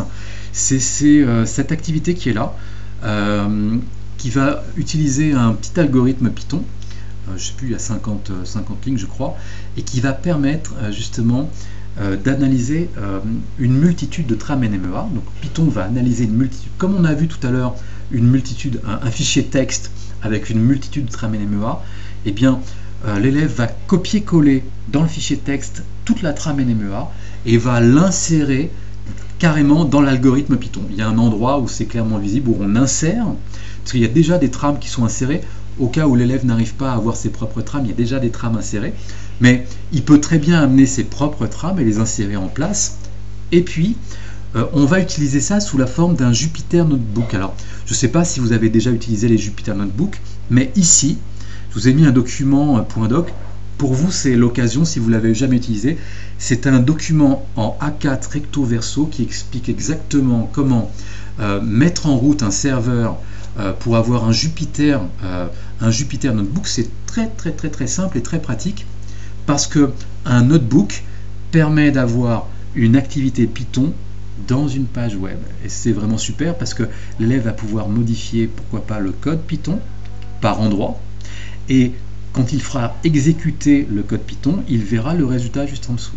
Et puis en dessous, dans la page web, il y aura d'autres codes Python, etc. Les Jupyter Notebook, c'est génial. Je vous conseille vraiment de le tester si vous ne l'avez jamais fait. Par contre, si vous connaissez, allez voir donc cette activité. Donc là, vous avez le Jupyter Notebook, IPYNB, c'est le Jupyter Notebook. Là, c'est le mode d'emploi. Et donc, l'activité que je fais avec mes élèves, c'est que je leur propose justement de récupérer, grâce à l'application NMEA Tools, de récupérer des trames. Alors, je vais vous montrer autre chose là tout de suite. Là. Je ne sais pas si ça va vous intéresser, mais quand vous allez dans Google et que vous tapez mon prénom et mon nom, David Fialer, dans Google, en fait, vous avez toute une liste de liens. Le premier lien, normalement, peut-être, peut-être pas, c'est mon site internet. Alors, si vous allez sur mon site internet, vous allez tomber donc sur la page d'accueil et il y a ici pas mal d'onglets et il y a un onglet qui est spécifique justement à SNT, il y en a deux d'ailleurs que j'ai mis en route, que j'ai mis en place quand il y a eu le premier confinement. Il y a distance SNT et suite distance SNT, donc ce sont deux pages internet. Et si vous cliquez sur distance SNT ici, j'ai commencé donc en 2020 justement à travailler, alors je l'ai remis à jour cette année pour travailler avec mes élèves. Il y a tout un cours qui démarre justement sur la cartographie. Ce que je voulais vous montrer, c'est la partie qui commence ici, cartographie, les satellites nous parlent. Alors là, il est en train de charger, on va le laisser charger un petit peu. Je devrais vraiment me mettre en 5G, je serai tranquille, en 4G, pardon.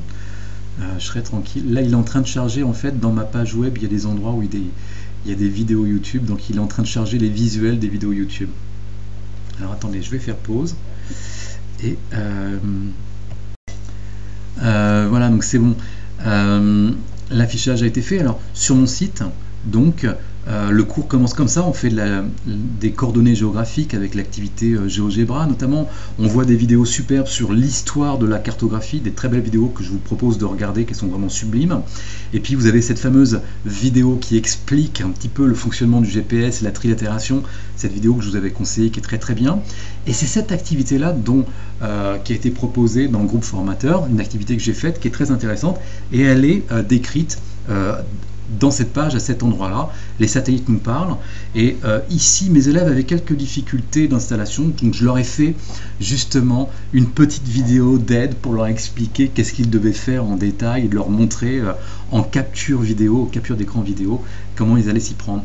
Alors, pour ce faire, il y a d'abord un cours que je leur fais sur la trame NMEA où je leur explique le contenu de la trame NMEA. Donc là, vous pouvez aller lire, hein, le contenu du cours est vraiment très très simple et très classique. Et puis après, je leur propose sur Android, et donc mes élèves le font en direct, hein, ça prend pas plus d'une minute d'installer l'application NMEA Tools sur le store d'Android. Elle n'existe pas sur les autres types, les iPhones, elle n'existe pas. Et puis je donne le mode d'emploi ici, donc je vous conseille de regarder le mode d'emploi pour savoir comment l'utiliser. C'est très très simple. Quand on fait enregistrer, en fait, NMEA Tools va nous enregistrer, comme on l'a vu tout à l'heure en fichier texte, il va nous enregistrer de multiples trames NMEA.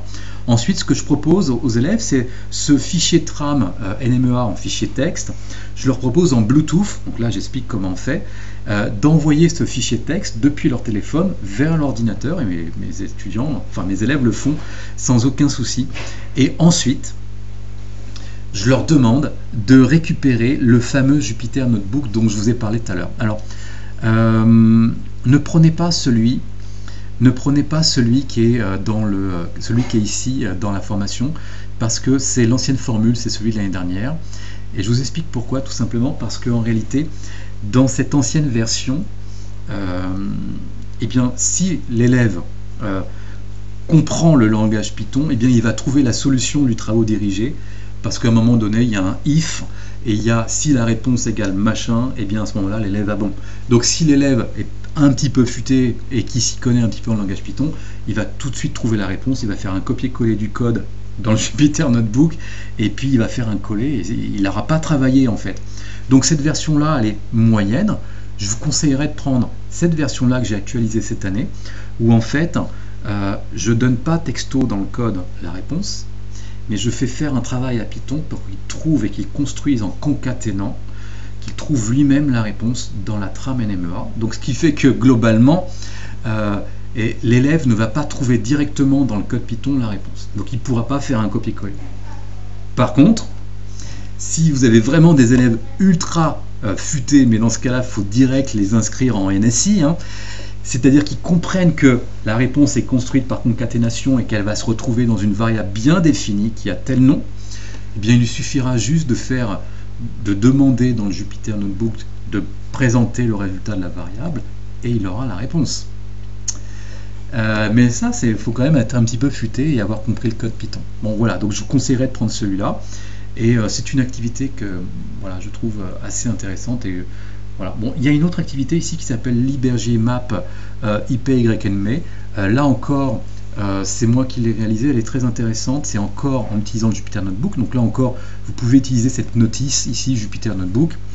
Et vous verrez, c'est une activité super sympa qui permet aux élèves, grâce à un algorithme Python, mais tout petit, de 4-5 lignes, donc ça permet vraiment de s'initier à Python et à la cartographie, d'inscrire des points sur une carte magnifique, de construire eux-mêmes leur carte, et ensuite, une fois que leur carte est faite, ils vont pouvoir la partager, donc ils vont pouvoir mettre des informations sur une carte, donc des points, et quand on clique sur les points, il y a des messages qui apparaissent. C'est une petite activité très mignonne dans un Jupyter Notebook que je vous conseille.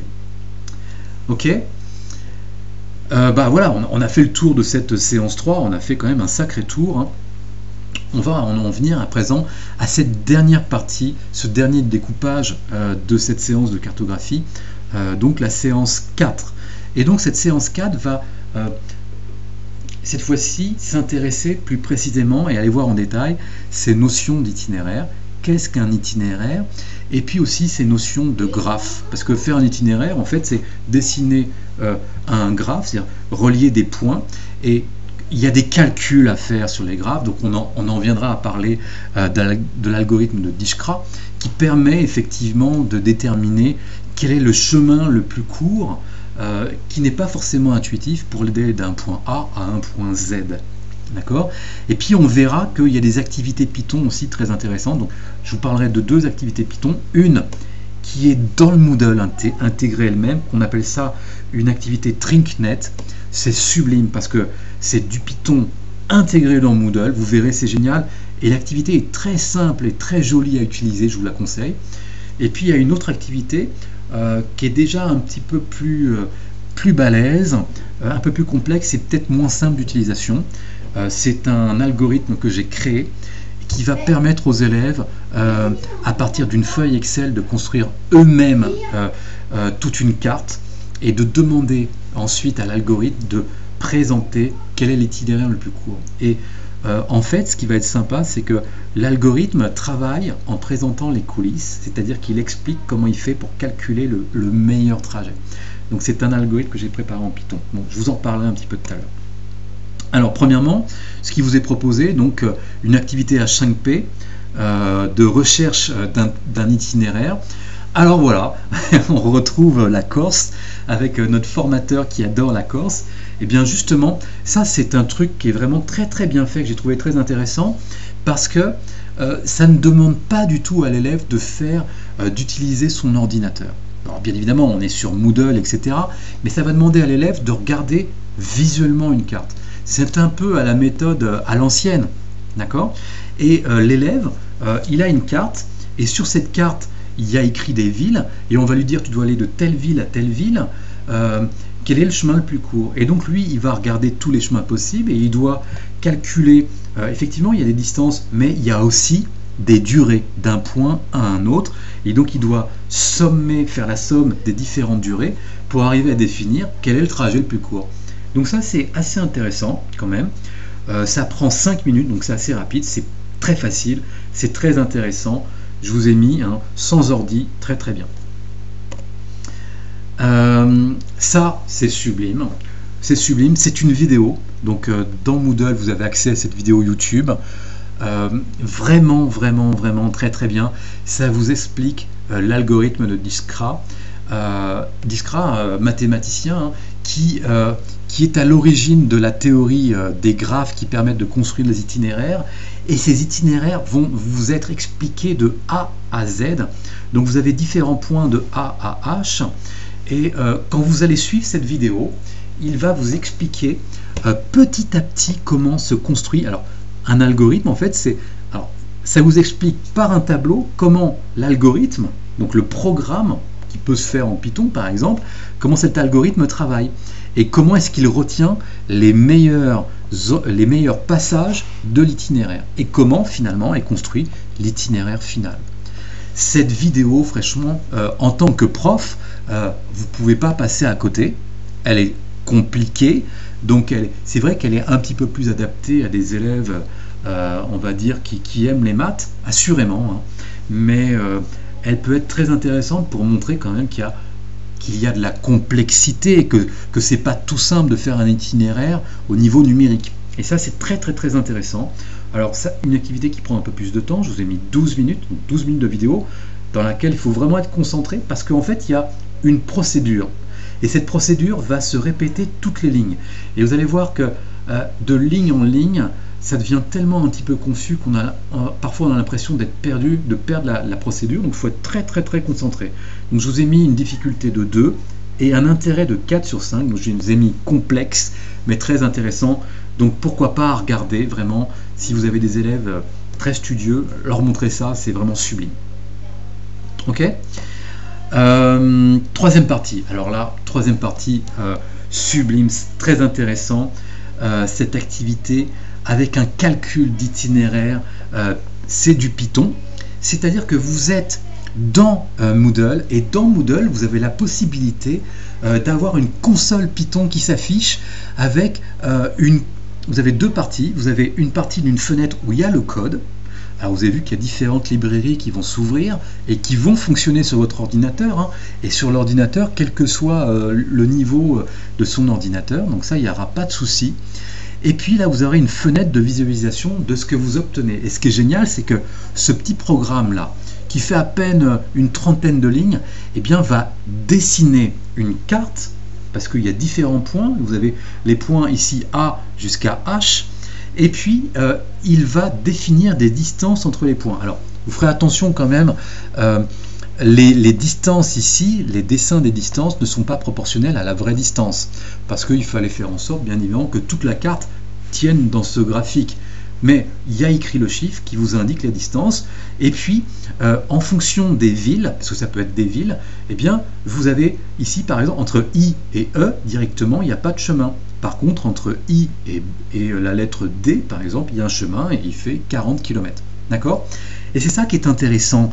Et c'est ça qui est intéressant, très intéressant dans Python.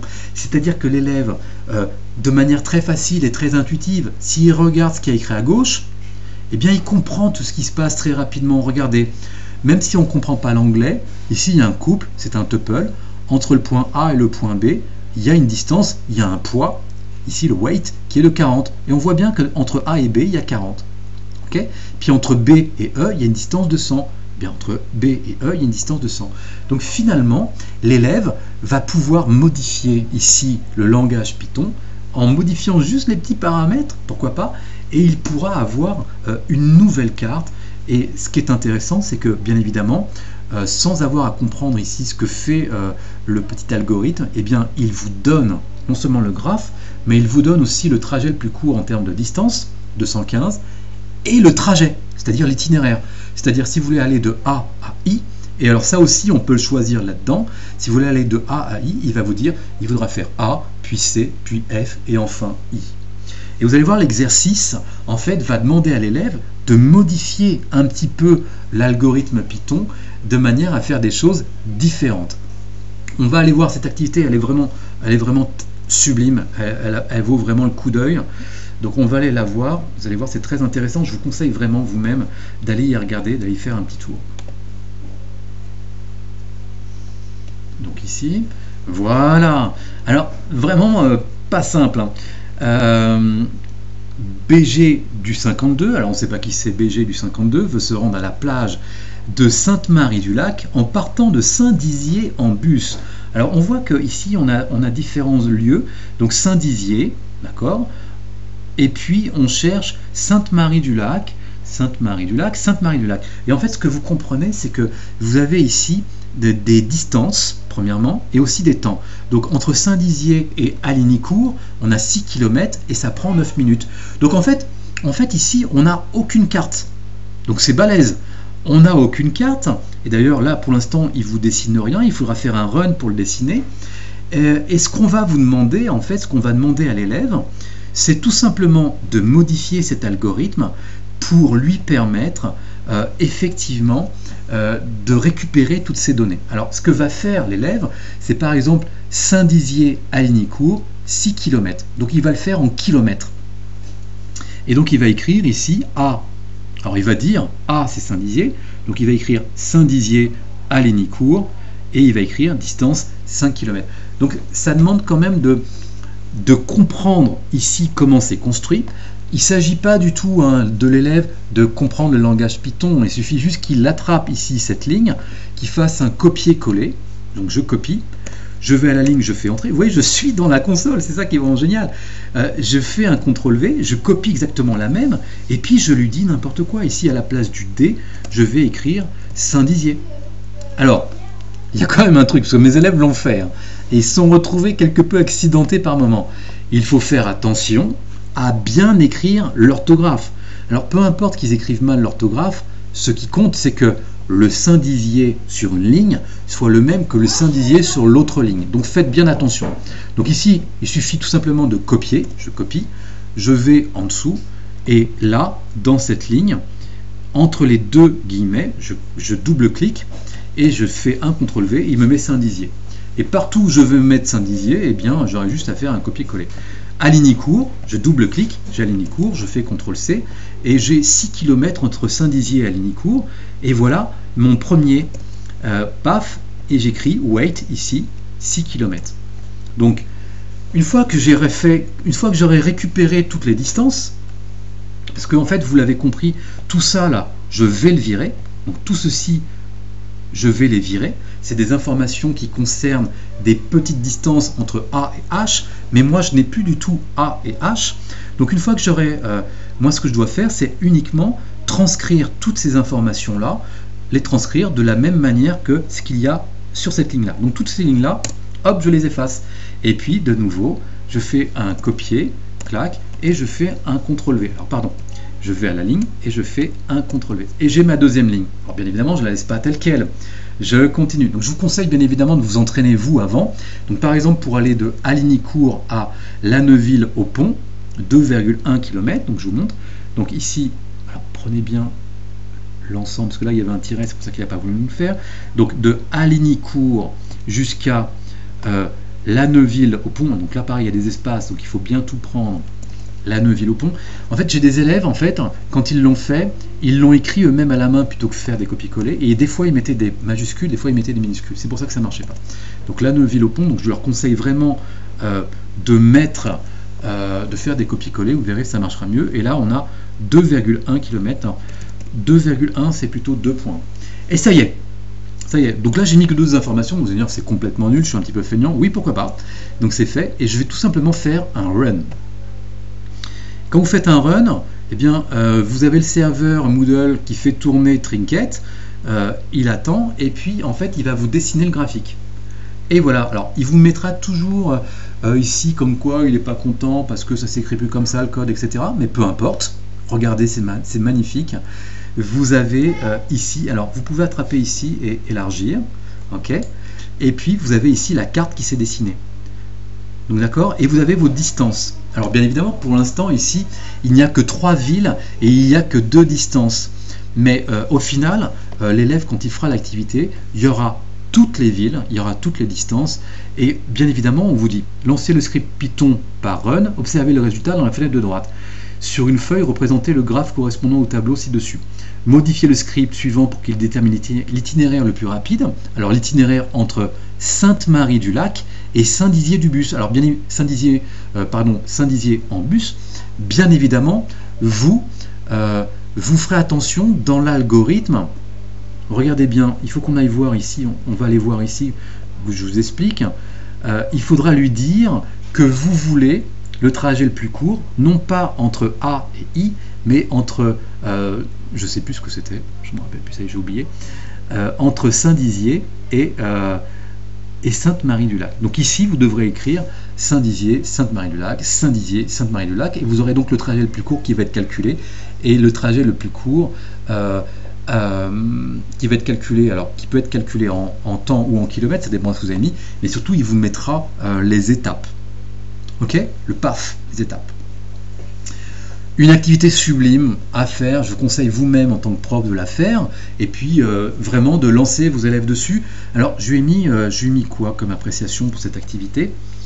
On est sur le 4, ok, 30 minutes, donc effectivement c'est un petit peu long, non c'est trinket, pardon, donc 10 minutes, donc ça prend du temps, alors je pense que c'est un petit peu plus de 10 minutes quand même, par contre c'est plutôt très simple, c'est très intéressant, c'est du Python, donc ça vaut vraiment le coup ici pour instiller un petit peu du Python et leur faire modifier un algorithme Python, donc je vous le conseille véritablement, c'est très intéressant. Et puis c'est très visuel, on est dans Moodle, c'est très intéressant, donc très intéressant. Enfin, pour terminer, je vous proposerai une autre activité, c'est une activité que j'ai faite, dont je vous parle ici, c'est justement ici la compréhension de comment en fait un algorithme Python permet de calculer des itinéraires, mais cette fois-ci ça va passer par une feuille Excel. L'algorithme Python va lire la feuille Excel que les élèves auront fait et il va alors travailler sur une carte et il permettra de calculer des itinéraires. Ce qui est intéressant, c'est qu'en une fraction de seconde, il vous donne les meilleurs itinéraires, certes, mais vous pouvez aussi lancer l'algorithme d'une autre manière, c'est-à-dire lui demander de montrer les coulisses, et quand vous faites ça, eh bien, il va détailler tous les calculs qu'il fait pour savoir, étape après étape, est-ce que ça c'est un bon point d'itinéraire ou pas. Donc ça c'est quelque chose de très intéressant. Alors pareil, je vous montre dans mon site, donc quand vous allez dans, alors là pour le coup vous irez à PyItinéraire, si vous allez sur la page qui s'appelle PyItinéraire, j'explique tout comment le récupérer, donc le fichier Python. Alors ici il est en Python, mais je crois que je vous l'ai mis ici.